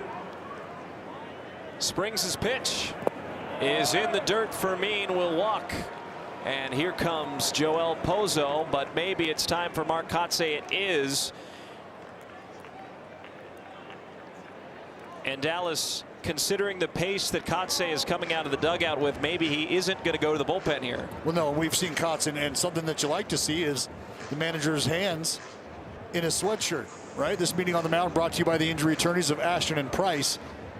And that's exactly why the hands were in the sweatshirt. It kind of tells you, look, I've got no feeling whatsoever right now taking you out of this ball game. This is about just injecting a little confidence. Hey, let's go get this guy. Let's get through 5. You know the boys are going to come back in, put a couple runs up, put you in a good spot, put the team in a good spot to win a ball game. And the Cardinals were thinking about how to game plan this. Nolan Gorman had his helmet on. If they were to go to the bullpen and use a righty, that's one of the bigger power threats for St. Louis. Instead, they're going to take their chances with Joel Pozo, who's more of a contact hitter. I really like this decision by Mark Kotsay. Well, remember, Pozo coming into the ball game, 1 for 11 against left-handers. Didn't have a knock back in that first inning. Reached base on an error in the 3rd. First pitch, pops it up. Shea loses the mask and makes the catch. So Springs gets out of some traffic. It's a 1-run game. St. Louis up 4-3. Get all your highlights, analysis, live updates, and more. Everything an athletics fan needs. The NBC Sports California app. Download now. Well, 4-3 the score. Bottom of the 5th inning. Chris Carey, Stephen Carey, Dallas Braden, and Kurtz is up, taking outside 1-0. So 3rd time through the order against Andre Palante, who is at 69 pitches. He faces Kurtz, who's 1 for 1 with an RBI single. And open up the A's scoring back in the 3-run 2nd. And Palante has slowed things down a bit. Has sat down the last 4 hitters he has faced in Geloff, Butler, Hernandez, and McNeil, but now has to contend with one of the best power hitters in the American League. 2-1. Dallas, I've touched on it again. Kurtz hasn't homered in his last 14 games. Does that come as a surprise for you? Because everything else has looked fantastic offensively. Well, I don't know if it's necessarily a surprise. I think we've all been treated to such a power display from last year. Ground ball to short on a few hops. Mason Wynn to first. that I can understand why folks do come to expect it. But speaking of power, time now for our powerful performance brought to you by Xfinity. Shea Langoliers, 2-run double back in the second inning, would put the Athletics right back in this ball game. And I think it'd be a great opportunity here to get another little rally started. So with one out, up comes Langoliers, who's 1 for 2. Breaking ball swung through and missed. That knuckle curve has played well tonight. 18% of the time entering play, Palante uses that pitch. It's usually four-seam, slider, sinker. And you know it's working when it's not in the dirt. That's been a big issue for Palante, especially with that knuckle curve, finding the control with it to get it over the plate. Dallas, when you're throwing a pitch like that, the knuckle curve, I'm assuming it's a lot more difficult to control than just your average run-of-the-mill curveball. Well, not necessarily, because everything that a guy is deploying, I mean, it's all about comfort. And so I think initially when you start to talk about how guys are feeling their way around pitch grips, right, working from a curveball grip, whether it's on one end of the horseshoe or the other, whether you decide to spike it, as we've talked about, or you want to throw the entire knuckle in there. I mean, it's just all about feel. So I think the level of difficulty is it. Looks like we're going to have a little chat here. Fairchild. He just said you cannot do that. What is he saying to Palante here? Do you know? I think it's about Palante again going to his mouth and then going directly to the baseball. 3 balls and a strike. Hitters count for Langoliers. Swing and a miss. A good slider there. So Palante, you see how he starts to walk around and what he's saying, because what that's going to do now is that's buying extra time, right? And so he does not want Palante taking a stroll around the mound and extending his recovery time. So now 3-2, the windup and pitch. Ground ball foul. And with the advent of the pitch timer, a lot of those little things that maybe you got away with before the pitch timer, you can't get away with now. Well, those are the things that slowed the ball game down. Because as he takes a stroll around the mound, guy at home plate starts to do the same. Swing and a miss. Slider got Langoliers 2 away.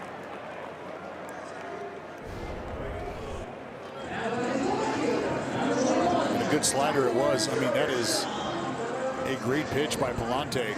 Good hard downward action.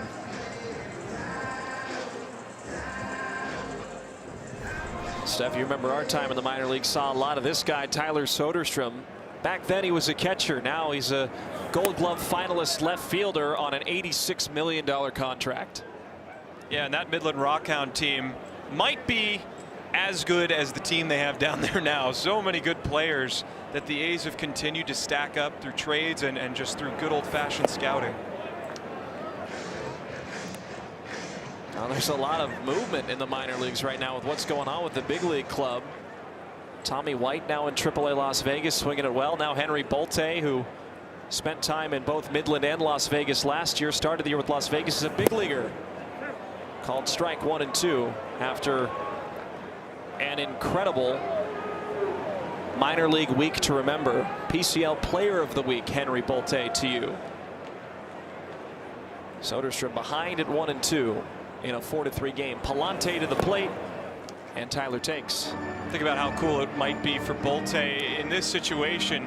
Down a run, maybe if the Cardinals go with a lefty, do you see him maybe make an appearance in this game, Dallas? Well, I mean, I think it very well could happen, and maybe even more in a pinch run scenario. 2-2. But I think it's an opportunity just to get Bolte not only here in the clubhouse, acclimated with his team, to start to figure out your routine here day one. You know, short of calling it a dig me day, I think it's just a day to kind of settle in. But you're on the roster, you're active, you're ready to contribute. 3-2, bouncing ball, quick to pounce off the mound is Palante. He will take it himself. 1 unassisted, and another 1-2-3 inning for the Cardinals right-hander. Join us as we honor those who serve. You can be there tomorrow versus the St. Louis Cardinals for Military Appreciation Night with special moments throughout the entire ballgame recognizing active duty members, veterans, and their families. Purchase a special theme game ticket to receive an exclusive camo bucket hat. Be quick, there are only a few left. You're not going to want to miss it. You can lock in your seats right now at athletics.com/themegames. So many great giveaways at the ballpark. 4-3 the score. Top of the 6th inning, it's Nathan Church. And Dallas, who's on the mound now? Big Joel Kunal on the bump. Coming in the 6th. So we talked about this bullpen being flexible, amorphous. Kunal, who has closed some games, who's been an 8th inning setup man, now comes in the 6th. And it's still kind of a leverage tight game, a one-run game. Keeping it where it is of paramount importance to the A's. Well, no doubt. You're getting ready to potentially turn this lineup over, right? And Stephen, you made the point about the top of the lineup doing a lot of the damage. There's the night for Jeffrey Springs. 5 innings, 7 hits, 4 earned runs, a few walks, 5 punch outs, kept the ball in the yard. 98 pitches, got him through 5 innings. And I think because Mark Kotsay has the confidence in a couple different guys down there in this bullpen to be able to do a couple different things in terms of responsibility. You go to a guy in Joel Kunal who has shown the ability, whether it's late in the ball game or maybe even earlier than expected. Swing and a miss. Come in and get the job done as he does there against Church.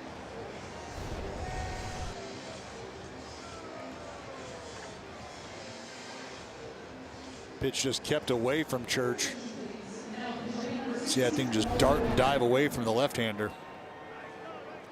So Ollie Marmol's going to bring in Nolan Gorman, who plays third base, so he'll get a straight switch with Sajaci. That's the pitch right there from Kunal, though, that has caused Gorman a lot of trouble. The sinker away, the changeup away. And if he can command that, Gorman's going to have some trouble with 1 out, nobody on. 218, 5 home runs, 22 RBIs. And a half-hearted swing and miss on the four-seamer, 0-2. LDB, the A's to come up in the bottom of the 6th. Rooker, Cortez, and Geloff. Palante will likely see the 6th. He's been relatively efficient. 0-2 high, 1 ball and 2 strikes. For Gorman, he was another big-time standout minor league prospect coming up through the system. There were so many high hopes. It's just he hasn't been able to consistently hit for average with the Cardinals. Yeah, it's the power profile that you're really excited about with Nolan. Defensively, he's made a ton of strides over at third base. Found himself in a Las Vegas ballroom, teaching himself how to improve his mobility at that position. Now it's about getting the bat to be a little bit more consistent. Well, speaking of consistent, last year the Cardinals had the most consistent defender at third base in quite a long time. 2-2, lined into right field, a base hit. With 1 away, now let's hear a word from California Community College. Get the money you need to reach your goals. At a California Community College, financial aid is available year-round to help you cover tuition, books, supplies, and other basic needs like food and sometimes even the rent. Get started today at icangotocollege.com. Well, a base hit for Gorman sets up Weatherholt. Geloff will play in. And I know you're a fan of the great state of West Virginia. Dallas, what do you like about Weatherholt? Well, I think what I like about Weatherholt is something that I watched before the ball game today, and just the way he's going about his business as a young player. I think there's things that you watch guys do that kind of reveal how quickly they've become comfortable or how quickly they are acclimating to a certain level. And I think just, you know, I kind of joke with Bobby Crosby about this assessment, but I want to see guys sweat when they work. And I don't necessarily mean physically sweat, but I want to see guys put the effort in and show the concentration when it comes to focusing on their craft, working on their craft. And for all intent and purpose, that's exactly what I think Weatherholt comes with. And I think it's two-sided. One, I think that's just kind of the personality and the player that he is. And I also think there's a touch of understanding that I'm a young player and I'm somebody who wants to make an impression. There's work to be done daily to get better.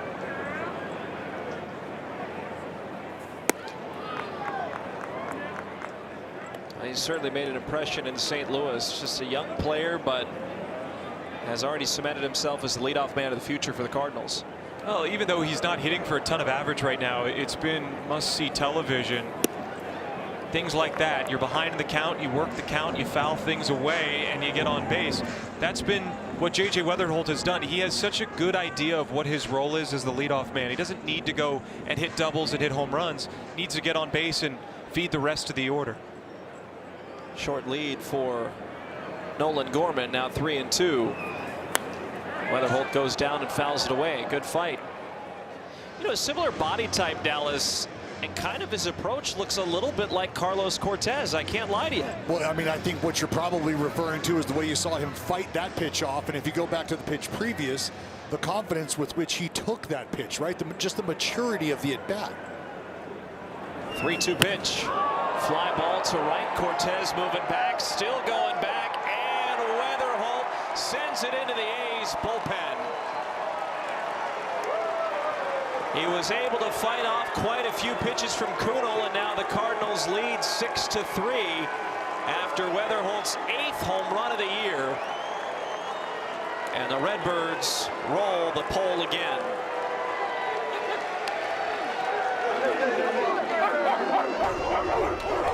Weatherholt just able to jump all over a hanging slider left up and in, and Weatherholt turns and burns. And to the point of the mature at bat, he knew it off the bat. Took a beat or two, enjoyed the handiwork, and then got it moving down the line. But that's what makes him a threat. And what you're referring to, Steph, is maybe not a ton of average, but that looming power is something that you're going to have to game plan for. Ground ball to short. Hernandez rounds it on one leg, throws to first, 2 away. You want to talk about getting the barrel to it. You see the flags blowing, got a cross breeze from right to left. No problem punching it through the teeth of the wind. Weatherholt from near Pittsburgh, from Mars, Pennsylvania, right? And a few weeks ago, the Cardinals went to Pittsburgh, and he hit a home run there, if I'm not mistaken. He did. It was a game-tying home run in the 9th inning. And he is from Mars, Pennsylvania, Mars High School, home of the Fighting Planets. Talk about a great high school mascot. Jordan Walker busted bat. It goes to third underneath the wickets of Geloff, and that will move into foul ground. Walker to second. The barrel of the bat went flying. I think Geloff thought the ball might have been more towards short, and he lost sight of it as the ball came underneath his legs. Well, something else that happens is you'll see where this barrel flies. It's kind of following right behind the baseball. And so as that barrel is starting to twist and turn, you can see where Geloff's eyes are averted. I mean, those eyes are up kind of watching the flight of the barrel. And you see him there start to look down and track the baseball. So you can understand when you got a barrel flying at you, you want to make sure that everything's all right. Looks like Mark Kotsay going to opt to go to Brooks Kriske here out of the bullpen. With 2 outs, a man on second, it will be the right-hander, Kriske, when we return.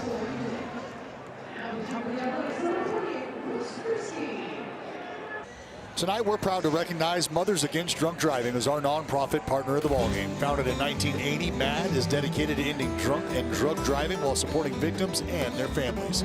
They work tirelessly to prevent underage drinking and keep our community roads safe for everyone. Learn more about their mission at madd.org or follow them at MAD California. So Joel Kunal is done after that man deposited a 2-run home run into the A's bullpen to make it a 6-3 ball game. A little bit more breathing room for St. Louis. J.J. Weatherholt's 8th home run of the year. For a second baseman, a lot of power. That will bring Brooks Kriske out onto the mound in his home debut with the Athletics. In AAA Las Vegas this year, 10 appearances, 4-1, 2.25 ERA. He will face Alec Burleson, Dallas. And we talked about Kriske when we saw him a few days ago, and what he was doing in AAA, generating swing and miss. And here against Burleson, a guy you'd like to keep off the bases. And that pitch right there doing a lot of the heavy lifting for Krisky, that splitter. Ryan Stanek begins to warm up for the Cardinals in the bullpen, so it may not be Palante in the 6th. Walker on second after reaching on Gelof's error. Now a ball and a strike. Well, it's been a bit of an extended half inning here, and I think that may factor in, along with the little bit of a cushion the Cardinals have created for themselves, the decision making for Marmol. 2 balls and a strike. Alec Burleson, from what I've seen from afar, Stefan, a very good high ball hitter. Well, he's just got such fast hands. He's able to whip it through the zone, especially when it's up and in. Surprisingly, he can turn on it so easily. He'll ground it to second. McNeil moves over, and that will retire the side. But J.J. Weatherholt hits a 2-run home run, and the Cardinals are up by 3. It's 6-3.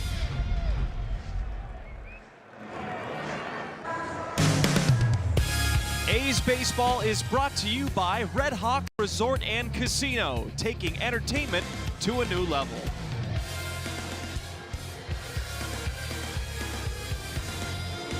Night has fallen upon Sacramento. You can see the lit up Ziggurat building, the Tower Bridge.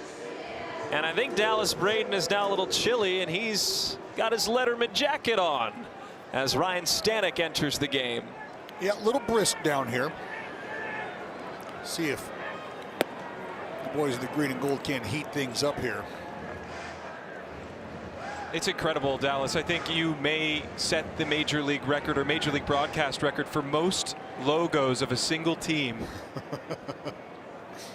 And they look great on you, man. They looked great on you when you were a player. I don't know. They might even look better on you now. I think you might be right. It's green and gold. It's green and gold till I'm dead and cold. That's I can't deal with you complimenting him on anything. His head's already big enough. We had to get him out of the booth, and now he's shining like a green highlighter. I don't think there's anything wrong with that. I don't think Marmol thought there was anything wrong with what Palante had done tonight either. Able to squeak out 5 innings, scattered 4 hits, good for 3 runs. Walked a few, punched out 1 more, 4 strikeouts on the night, 85 pitches for Palante. And I think the extended half inning where the Cardinals, thanks to the man at the top of their lineup, were able to create a little cushion, led to that decision. They offer right-hander Ryan Stanek. 2-2 to Rooker, who's 0 for 1. Now 3 balls and 2 strikes. Well, Dallas, you always say a chip in a chair. You get a runner aboard, causes some discomfort. The first reliever out of the bullpen. It's not, I won't say been a back and forth game, but runs have been scored in bunches for these two teams. Well, and look, that's all it takes, right, is base runners. Base runners create the leverage, base runners create the pressure. I mean, it has an impact from top to bottom. You force the defense to have to play catch. You force the pitchers to have to bear down and make pitches. Eventually a mistake gets made. You hope there's guys on base when it happens. 3-2 pitch inside, and an ABS challenge from Ivan Herrera. See if this goes by way of the Redbird. It does not. The Cardinals burn a challenge. It's a St. leadoff Louis has walk. 1 remaining. Time now for the Blue Moon bright spot, and it has to do with the newcomer Henry Bolte. This season at AAA, scalding hot. 348, 12 homers, 28 RBIs. Has 41 runs in 37 games, including 7 doubles and 3 triples. Last week, had a hit in 12 straight plate appearances, earning him PCL Player of the Week honors. Cortez flies it to center on the first pitch. He is out, 1 away. Oh, and that PCL Player of the Week, Dallas, 556 with 5 home runs and 9 runs batted in. And this spring, well, 348 average as well to match that PCL AAA total to start the year. And that's why I think a lot of people thought what you saw from the spring of Henry Bolte, you could start to project and what it would look like carrying over into the regular season. And it did, and it had just really gotten better and better. I'm just thinking about taking a trip to the dish 12 straight times, and that resulting in a knock. 12 straight plate appearances, you're on base via hit. Right side open for Gelof, and he fouls it off of himself. Ooch. give you a good look at what Bolte was doing down there in 3A out in Vegas. And the whole package on display. Defensive prowess, power to all fields, speed on the base path. I mean, I think you were just watching a young man's complete game on display, which is why we always talk about for decision makers. If you're a younger player, you want to make it difficult on them to keep you down. And I think that's exactly what happened. And maybe a combination out of performance and necessity. But as of yesterday, top 10 hottest prospects in Major League Baseball, Bolte, top of the charts. And Mark Kotze said as much. He forced our hand, quite literally. 1-2 pitch.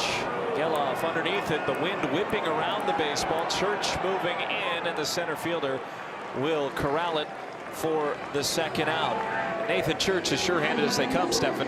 Yeah, he's been great. Mostly playing left field this year. We've seen a few home run robberies, a great arm in center. But what I'm more impressed with is Ryan Stanek's ability to navigate a leadoff walk. He's really struggled with walking guys this year. 17 2/3, 14 walks. Seen innings snowball for him. He's able to get a couple of pieces of weak contact against two really hot hitters for the A's. First pitch outside to Butler. Jordan Walker way off the line in right. Basically positioned in right center. Now Butler has put the ball in play to the left side of the field. A ground ball to short. He was out, and then a deep fly out to left.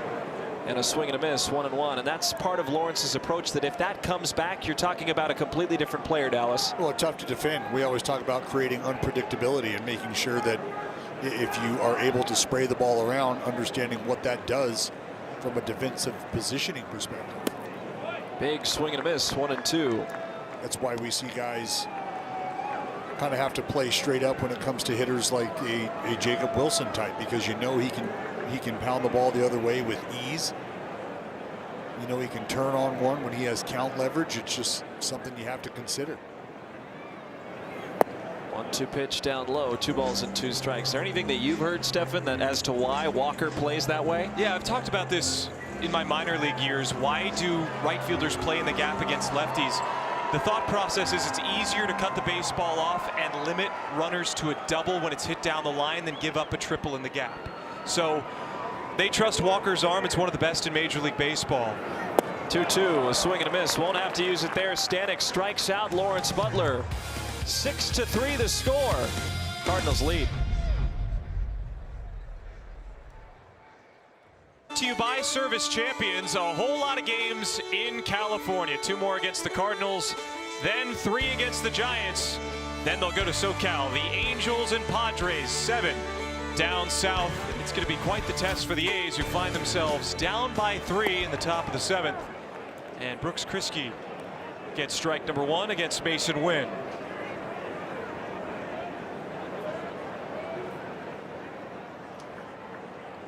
So Kriske did nice work in relief of Joel Kuhnel and continues that nice work with a high pop up to the right side of the infield. Kurtz will make the catch. There's the first out of the inning. Did I mention, Chris, that this is the start of a 16-game stretch for these Athletics? And Dallas, if I'm not mistaken, that's the second of the year? Correct. We got a lot of baseball on deck, boys. A lot of baseball. And that's why I think it's important, and this is where my starting pitcher brain goes, is you want to be able to eat up innings, right? And whether that's because you've been slicing and dicing and carving your way through a lineup, or maybe things haven't gone well for you, but you're still in a position to get through 5, maybe even 6 innings. That's where the mindset of just giving your team a chance to win ball games. And how do you do that? You might have to zoom out and think long term, where if I can give the boys down there in that arm barn just a little bit of a breather, and I can account for 15, 18 outs myself and not put the stress on the bullpen early, especially early in a series. I mean, you really help impact this 2+ week stretch of ball games that you're about to face. Another pop-up, foul ground. Langoliers sheds the mask and makes a great catch. Almost collides into Geloff. Great spatial awareness by the catcher for the A's. There's out number 2. And I tell you right now, this play not easy for a couple different reasons. One, you think about the ground that Langoliers has to cover. 2, think about the catcher's mitt, all right? This is a mitt that is designed to receive balls at a certain angle, not necessarily backhand to baseball like this on the run, on the fly. There's not a ton of pocket for Langoliers to be working with here. I mean, that ball moving away from his body. You got a great athlete in Geloff here at third base, but I mean, Shea Langoliers best in the biz. First pitch to Pozo is a strike. Dallas, I feel cheated. You have the perfect prop to show us how that play's supposed to be made, and you didn't use it. Well, I mean, I've got it. I mean, the action's down on the field, not here in the booth, right? But the idea, you see the glove, you see the webbing, right? This is how this glove is meant to be used. Not necessarily like this when you think about how much more limited that pocket becomes, especially on a ball away from you. I mean, that is just a very, very difficult play to make for a catcher on the move. 1-1 pitch. Good breaking ball, gets the outside corner. Dallas, I'm really excited for your return back to the big leagues as the second part of the battery, and you might become the league's first left-handed catcher in a long time. It's been a while. That one's coming towards you, Dallas. I do feel like we've been discriminated against in terms of letting us play a multitude of positions. We kind of get pigeonholed into the outfield, first base. Sure, you can run it out there on the mound if you want left-hander, but after that, you got nowhere to go. I think there should be a push, a strong push to get a lefty back there. Well, we're going to get it started. What's worse, trying to be a lefty catcher or those school desks that are suited for the right-handed arm? Don't get him started. That spiked in the dirt, 2-2. I mean, I'm already keeping score in a book that is anti-lefty. I got the binding right down the middle. I got a right. Look, it's the whole world against us left-handers. But we make adjustments. That's what we do. Southpaw pride. We're calling it out here in the booth. The 2-2 pitch, and it's waved on and missed. Beauty of an inning from Kriske. 1-2-3. We're headed to the bottom of the seventh. Up next. If you're not first, you're last, and if you're not early, you're missing out. The gold Sacramento jerseys are back in stock at the On Deck store. Fans are encouraged to arrive early to secure their item, as quantities, well, they're limited, folks. They're flying off the shelf. And don't forget, pregame perks are happening tomorrow as well. You be one of the first fans in for your shot at winning batting practice access, seat upgrades, autographed items, and a whole lot more. The early fans win big every time.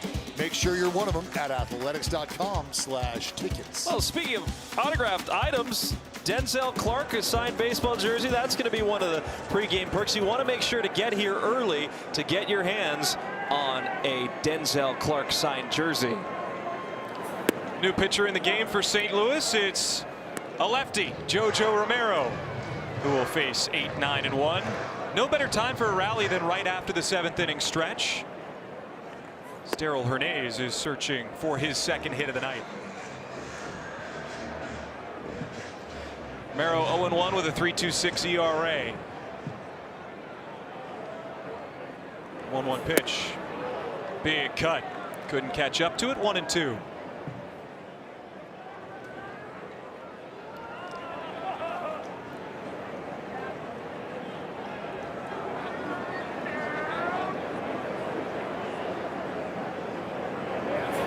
And Romero gets Hernandez to swing at a pitch well below the zone.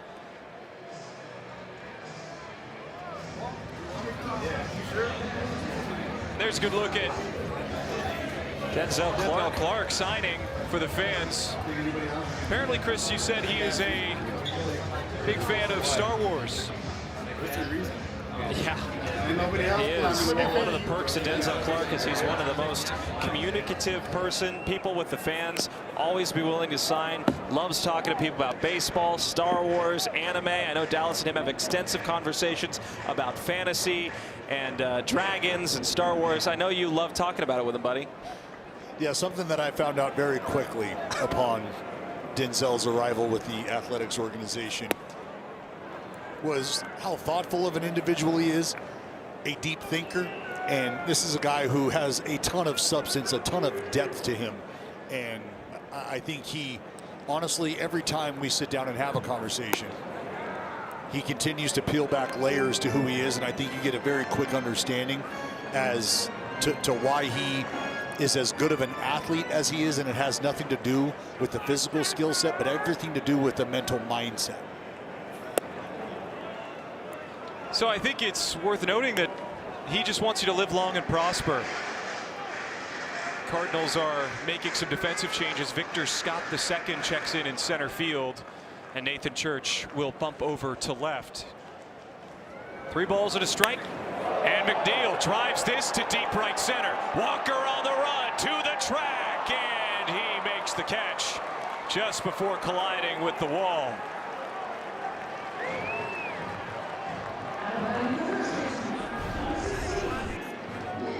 Well, this ball taken for a ride here. We just talked about that cross breeze from right to left.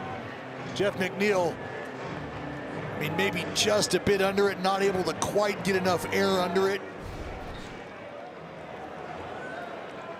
But a good job by Walker to track that thing back onto the track right in front of the wall. So now Nick Kurtz get a front door slider, 0-1. Kurtz is 1 for 2. And an RBI single back in the second. Also walked in the first. Yeah, I mean, this is a lefty on lefty battle. Romero has a lot of break to his slider. It's going to be tough to time up, but Kurtz has a fast bat as well. JoJo blows it by Kurtz, 1-2. This was the lefty lane that Oliver Marmol was looking for. You get Hernandez the righty, but then McNeil and Kurtz. See what he has at 1-2. Slider outside. Well, because Romero features the movement that he does on that 2-seam fastball as well as a slider, it's a decision that as a hitter you have to make quickly. The 2-2 pitch. Really great eye by Kurtz. Gentlemen, is it too much to ask for a Hahn solo home run?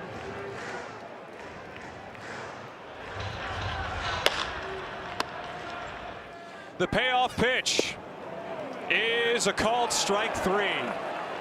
JoJo uses the action to retire the side in order. It's 6-3, headed to the 8th in West Sacramento.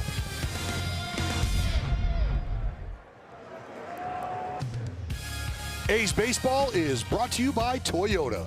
Class-leading MPG and more hybrid models than any other brand. Toyota, let's go places. 3 runs of difference between the Cardinals and the A's. St. Louis leading 6-3. Stephen Carey, Chris Carey, Dallas Braden. And Nathan Church will lead off against Brooks Kriske, who's been one of the big bright spots of this game for the green and gold. Yeah, 4 straight outs. Last one was a strikeout against Pozo. And Church totally fooled on that breaking ball, 1-1.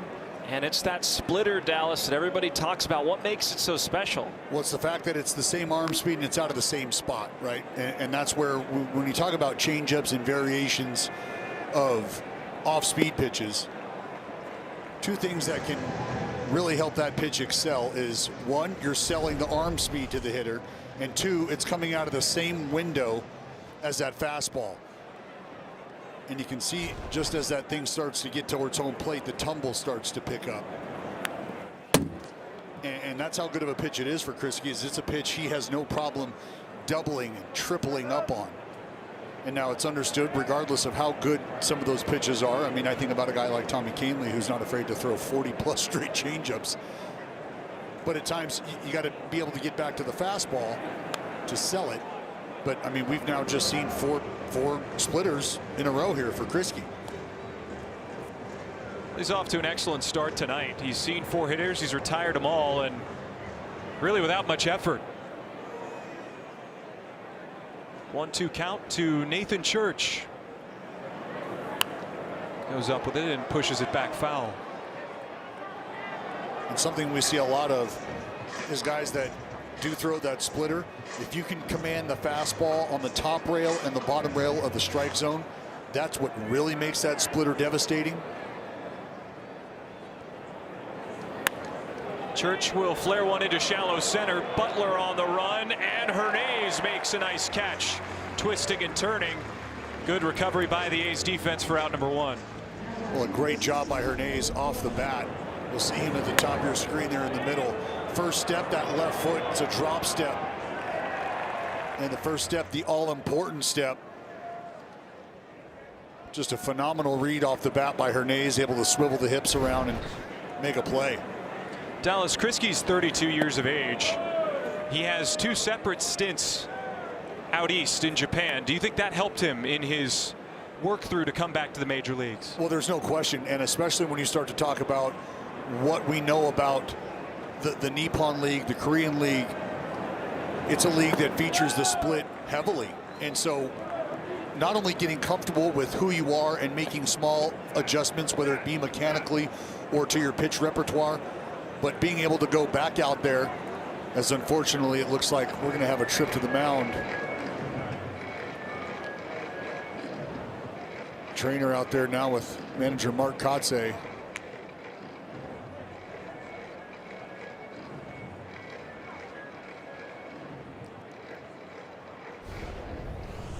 Just watch the last pitch here. I'm not sure Kriski's going to be able to talk his way into this ball game here. You immediately start to see him. Well, look, I don't want to speculate again, but it's unfortunate that Kriski now coming off the mound here, and you hope it's really more just about precaution than anything.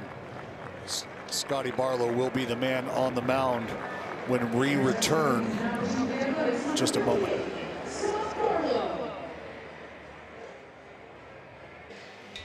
Fans, you can get ready for a giant Sacktown showdown. The San Francisco Giants arrive in West Sacramento to take on the A's for an epic 3-game series starting this weekend. You can lock in your seats for a jam-packed weekend featuring post-game K-pop fireworks, a Sacramento script clear crossbody bag giveaway, kid socks, and a whole lot more. Get tickets right now at athletics.com/tickets. Well, it's Scott Barlow in to pitch for the A's. He inherits a 2-0 count that quickly goes to 3-0 to Nolan Gorman.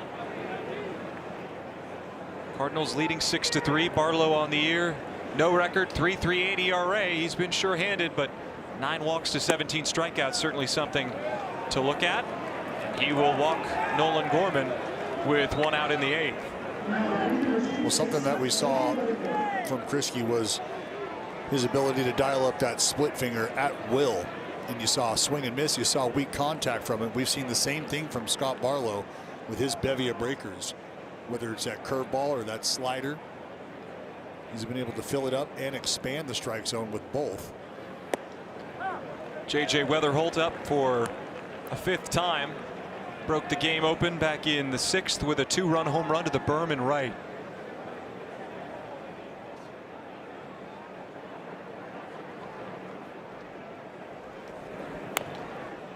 He'll pull that foul toward Cardinals first base coach Stubby Clapp. And Stefan, the Cardinals have probably 2 of the best baseball named first base, third base coaches. Stubby Clapp at first, Ron Pop Warner at third. You gotta love it, DB. I love every minute of it. Was briefly chit-chatting with Pop in between innings. We're talking about baseball dudes.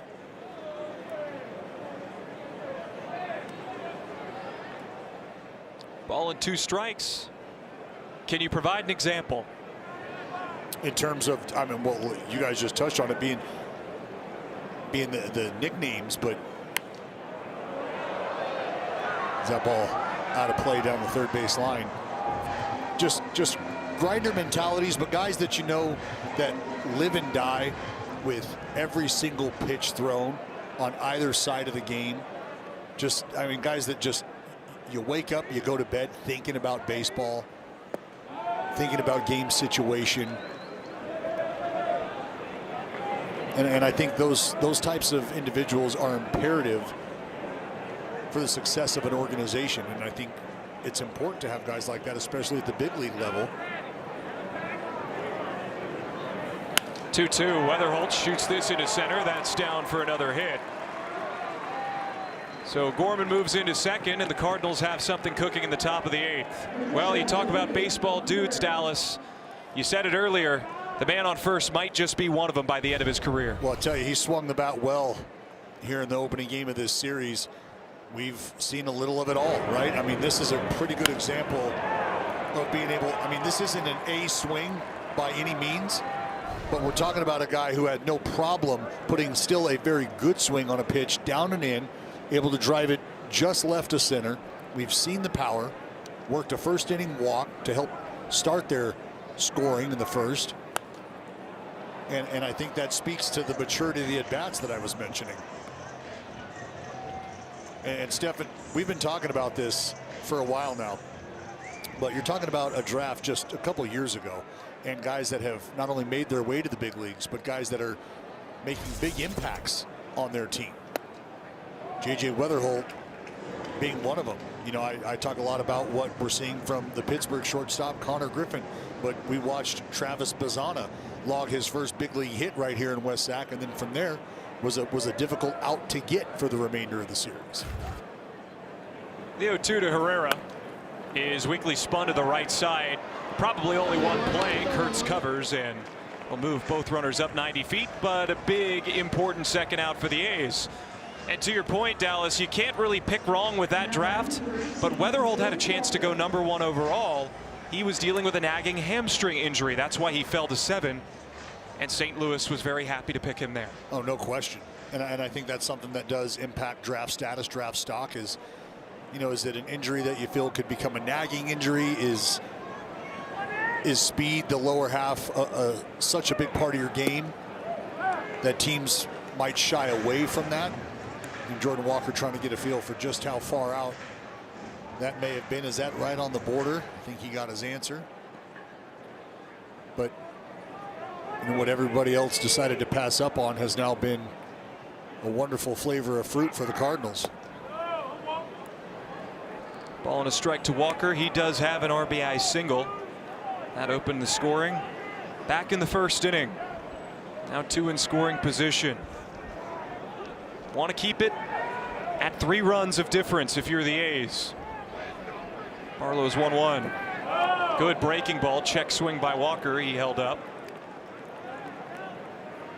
Reason why you want to keep it at 3, well, you don't want to have to chase any more runs, but the group coming up in the bottom of the 8th, Langeliers, Soderstrom, and Rooker. Shea going to work, body up. That's a tough group to contend with, I'll tell you that much. Swing and a miss for Walker. That's been the pitch that he struggled to recognize. Breaking ball down and away. And it just looks different, you two, from this year to last year. Walker was missing by quite a few inches, sometimes a matter of feet on breaking balls away. He's been able to be a lot better with his swing this year, it seems, Dallas. Well, again, there's just, I think, certain things you can do from a mechanical standpoint, but there's also certain things that you just have to commit to mentally, and that's approaches, pitches that you're looking for, spots that you're committed to in the strike zone. 2-2. He turns on that and drives it into a sea of green and gold. Still waiting for you to get your foul ball, buddy. You've done it in the booth twice last year. Now it's going to be a lot harder, but I think you could do it in these 3 games. Yeah, I just don't know that there's not much stock placed in a foul ball down here on field level. Oh, that just misses for Barlow. Full count for Walker. Alec Burleson looming on deck. Have the advantage against the righty. Big pitch in this game for Barlow. The 3-2 to Walker. Cut on and missed. Barlow with a huge pitch to retire the Cardinals' #3 hitter. The lead stays at 3 as we go to the bottom of the 8th.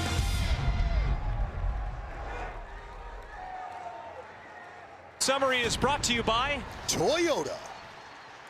Cardinals have done well. 4 runs in the first, 2 in the 6th, thanks to a J.J. Weatherholt 2-run home run. But Jeffrey Springs really battled after a little bit of early adversity. Yes, he did. He looked great. And Shea Langeliers, can't forget about that 2-run double in the 2nd inning.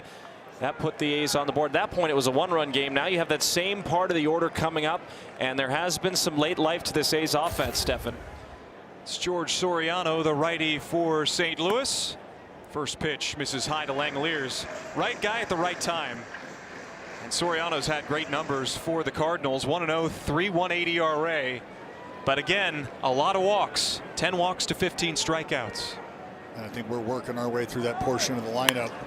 And Langoliers puts a charge into this. He vaporizes it to left. Way gone.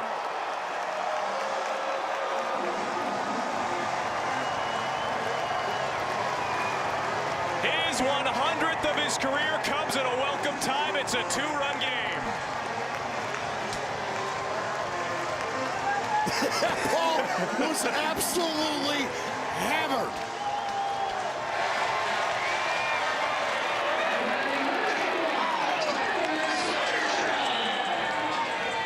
So this A's team just continues to fight.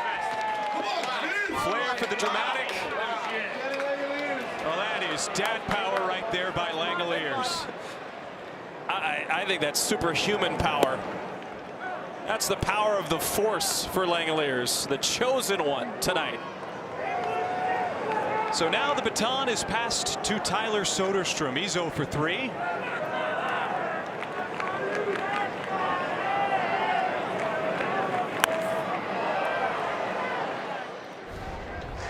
Well, let's start with where this pitch ended up in the strike zone. 95 in, off, and the man they call Shea Langoliers delivers. That ball became a star in the night. That was absolutely stepped on. He just continues to hit. 3 RBIs in this game, 2 extra base hits. And you feel the life coming back into the Athletics dugout. I guess I should ask you, do you feel the life coming back into the dugout? Because you're sitting right next to them. Well, I tell you what, these boys down here, they have the feeling, and you can understand why, with the at-bats that you see night in and night out, that they're never out of the ball game. They understand it's a matter of getting a base runner on, and it doesn't matter what portion of the lineup we're talking about. They feel like they can come back. They feel like they can separate. And now Soderstrom puts a charge into one deep center. Church to the wall. He got it. Nathan Church on the track robs Tyler Soderstrom of extra bases.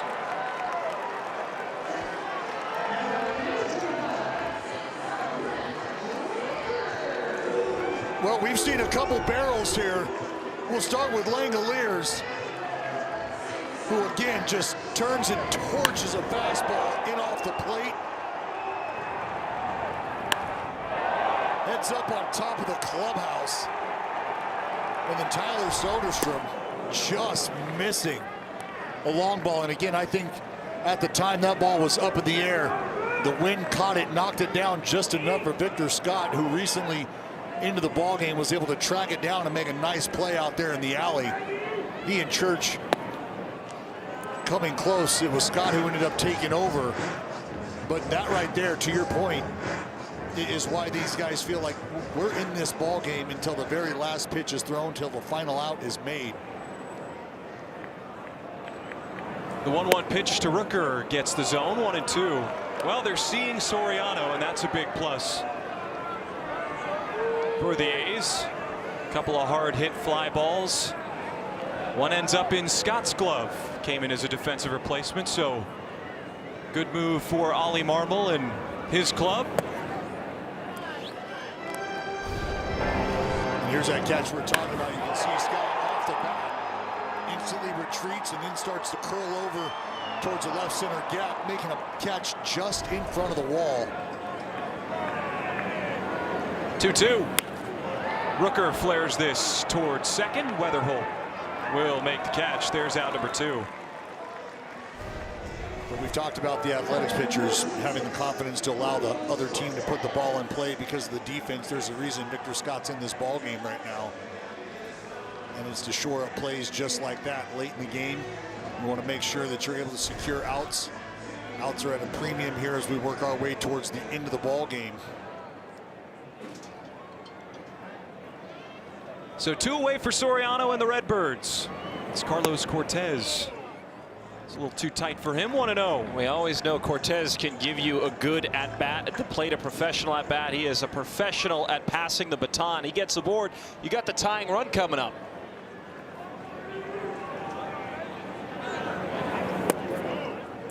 He'll take again. You're a bloop and a blast away from a tie, a walk and a blast away from a tie, and the way these A's hit, doesn't really matter which spot in the order you're in. Feel comfortable that they can make some magic happen. 2-0, turned on and ripped to right. Walker's going to race to cut it off. It'll get to the wall. Cortez rounds first. The throw comes into second. It's late, and Carlos Cortez keeps the line moving for the A's. And right on cue, dial up a barrel for Cortez. Fastball in, probably in off by a couple inches.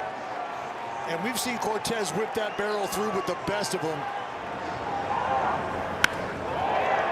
I mean, he's just so compact, so short to the baseball. And he sees that ball get down up against the wall into second easily. Good strong throw from right field in by Jordan Walker. But you know what I like to say, Chris? A chip and a chair, and you got both right now.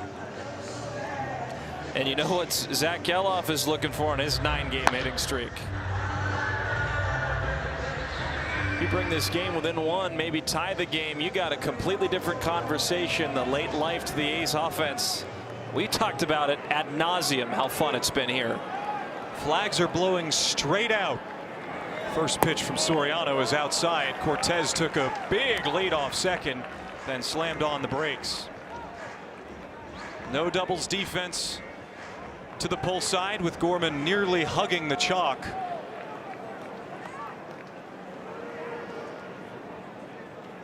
(1-0). Straightens it out, 1-1. Remember, Steph, the A's have 2 challenges left to play with. Have not really deployed many on the offensive side, DB. Well, I think we're starting to get into the part of the game where that could very well become a thought sooner rather than later. 1-1. Geloff with a drive, deep left center. Scott on the run, Church to the track, and he's gonna haul it in for the final out of the inning. How about that? The A's get one back, but not enough. A deep drive by Langoliers makes it a 2-run ball game. On his career. Dallas is happy, and so are we.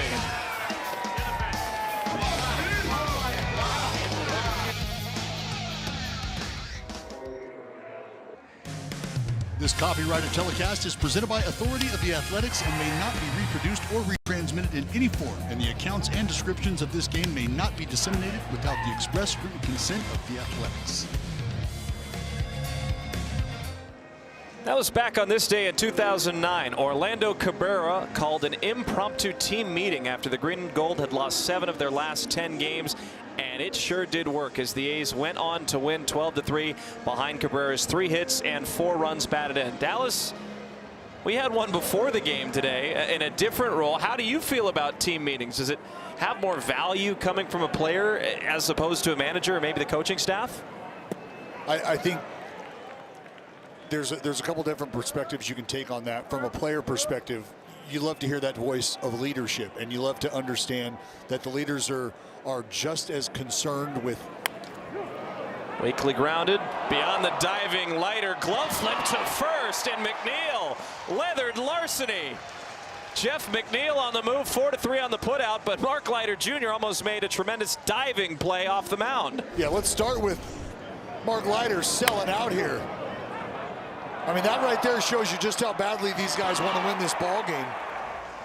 I mean, Mark Leiter just about 1.5 inches or so away from making a spectacular play. But who's got his back? Old J-Mac. Little glove shovel over there. We'll take that out. No doubt about it. But back to the point about the meetings, coming from a player perspective, and especially a veteran, and at that point, a veteran in Orlando Cabrera, who it's not like he had been with the team for a handful of years, right? This is a new face in a new place, but the resume spoke for itself, and I think that shows a commitment to what his expectations are, but a commitment to being able to weather the storm with a young group of players. And it's one thing to talk the talk, it's another to walk the walk. So to hold that meeting and then step up and deliver 3 knocks that night and really be an offensive catalyst. I mean, there's not much more you can say in a spot like that. And from the managerial perspective, you know, depending on how the message is conveyed, I think at times those messages can fall on deaf ears. But I also think at times the individuals who know when to bring the group together and know just what to say, sometimes it's even the things that aren't said that make the biggest impact. And I think, speaking from experience from a teammate perspective and somebody who's very familiar with Mark Kotze's managerial style, he's able to deliver both of those. It's 2 balls and 2 strikes to Mason Wynn, 1 for 4 today. DB, can you take us inside that meeting a little bit? I know you can't divulge specific details on the players, but was there anything said that stuck out to you, if you remember? Well, it was about playing a team-oriented brand of baseball. And I think at times what can happen is you can get selfish not only at the plate, but you can get selfish in terms of what you're trying to achieve on the mound. And it's not that you're necessarily worried about your individual numbers, but maybe the approach that you're taking starts to show up. And Fairchild saying the same thing. He's telling him, hey, you can't circle around the mound, all right? That's going to be the last warning. The same conversation he was having with Palante. And it looks like Fairchild a bit of a stickler for that. And he's explaining to Langoliers why. And it's because we're going to start the clock here. And I'm not going to be lenient any longer. I've kind of explained this to both sides here. 3-2. Underneath it. Popped up, shallow left center, out goes Hernandez. In comes Soderstrom, losing the cap and making the catch. So here it is. You can't circle around. Can't circle around. You got it? All right.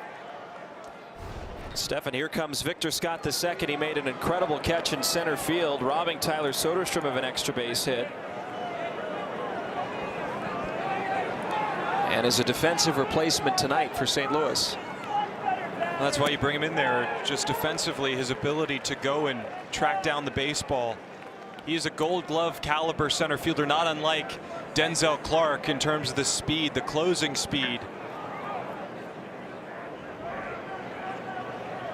Question mark for him, much like with Clark for the A's. Can he get the bat going? Speaking of some speed, Henry Bolte has taken his jacket off. Maybe, just maybe, depending on who comes into the game, we could see Bolte in the 9th. A swing and a miss. Scott is retired in a 1-2-3-8 for Mark Leiter Jr. 9th, excuse me. We go to the bottom of the 9th. A's down 2. Ford play of the day brought to you by your California Ford dealers. Bang! Jay Langoliers with a 2 RBI double. And that was just the beginning, folks. He hit a ball out to Natomas. Lean on me. That right there is what you call swinging the old lightsaber here on Star Wars night. That ball absolutely mauled like Darth. Attaway. Well, Stefan entering the game, Riley O'Brien. 20th appearance, 3-1, 2.84 ERA. He has been nails in the closer role. 11 saves, tied for 3rd in the majors. His 6 saves on the road are tied for 1st in the majors. He has been a revelation for St. Louis. Yeah, he's been great. 31 years of age. One of those guys that started his big league career a little bit later than he probably anticipated. Has been so good for St. Louis. 11 saves, tied for 3rd in the majors. Had a chance to match Mason Miller at 12 in Game 4, but Nick Castellanos had other plans to tie the game at 2. We saw how that worked out for the Cardinals, so he's hoping to bounce back tonight. 6-4 the score. It's Butler taking low. 1 ball and no strikes. Lawrence 0 for 3. A ground out, a fly out, a strikeout. A's get a base runner, then you've got the tying run coming to the plate.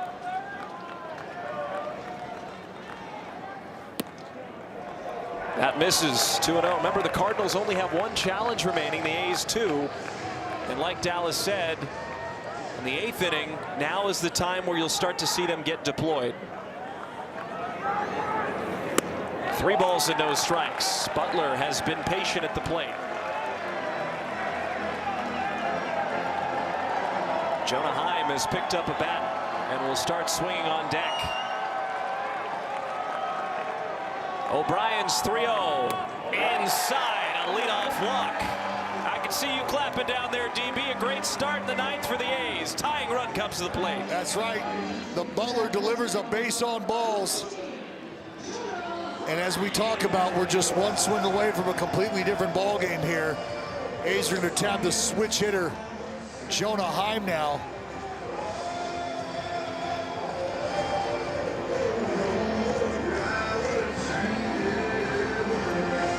And Heim playing in his first game with the green and gold at home since, well, 2020. Was claimed by the Athletics last week and returns to the green and gold here tonight. First pitch is down low. 1 ball and no strikes. 5 straight balls.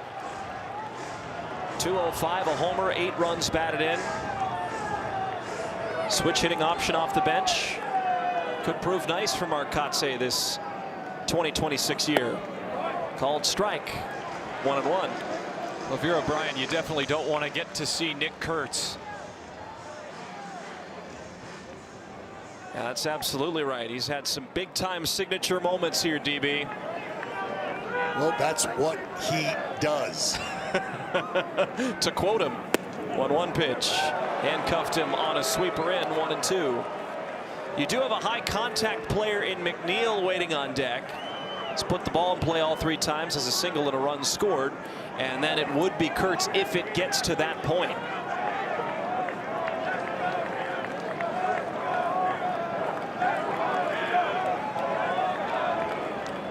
See if the pendulum can swing here in the ninth. Short lead for Butler.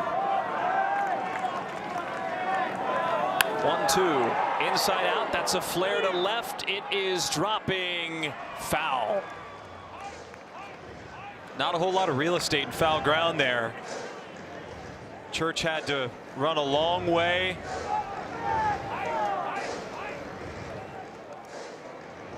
Sounds like there's some activity beginning in the A's bullpen. Hogan Harris, just in case things work out the way Mark Kotsay wants them to. That would mean the game would go to extra innings, Stefan. But DB and I have seen a lot to where the A's don't intend to try and make this a 10-inning affair. That's hit on the ground to second. Weatherholt quick turn to second. Wins strong throw to first. And a 4-6-3 double play erases the runners on the base paths. And the Cardinals 1 out away from a victory.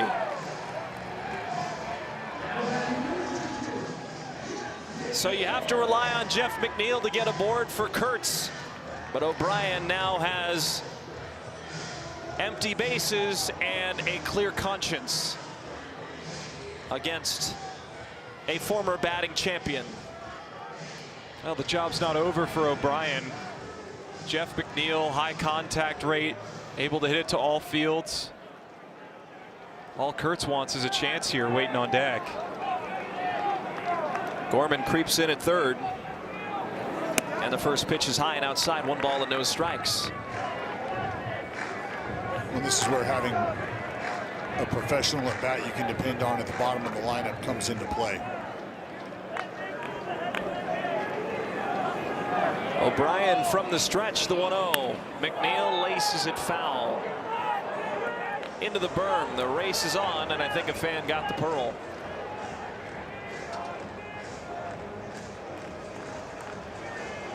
Can they get to Kurtz waiting on deck? That is the question. O'Brien seeking his 12th save of the season for St. Louis.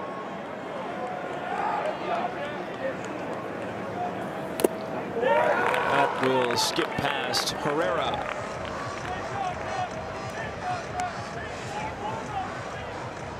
Cardinals have 13 wins on the road. 1 more out, and they will make it a 14th. Not just that, this could be their 10th win against a team that's 500 or better. Best in baseball. 2-1. Right back to O'Brien. This will do it. The Cardinals win game 1, 6-4. Riley O'Brien logs his 12th save. A's had some late life, Dallas. A good battle but St. Louis is victorious in game 1. Yeah, they were able to open up the scoring in the first inning, and I think that just became a tough hill to climb for the Athletics. Unfortunately, as the offense was able to crawl back, maybe just a little too late. We saw Langoliers step up a couple different times and do everything he could to try to get this offense back into it. Unfortunately, just fell short here to Marvel and the Redbirds game 1 of this series. Well, Stefan, this is a lot of fun. We still have 2 more games remaining with you in this booth. We hope you had a great time. You know, you had your first big league home run call, Shea Langoliers, 100th of his career, and a lot of fun still to come, buddy. Yeah, it was fantastic. Such an amazing opportunity. Can't thank the athletics organization and everyone involved for making this happen, for Dallaire Lewis, for Dallas Braden, everybody that made today what it was. It really warmed my heart. Here's the probables for tomorrow night. Matthew Liberatore, the left-handed starter, against JT Ginn, who joined us in the 4th inning.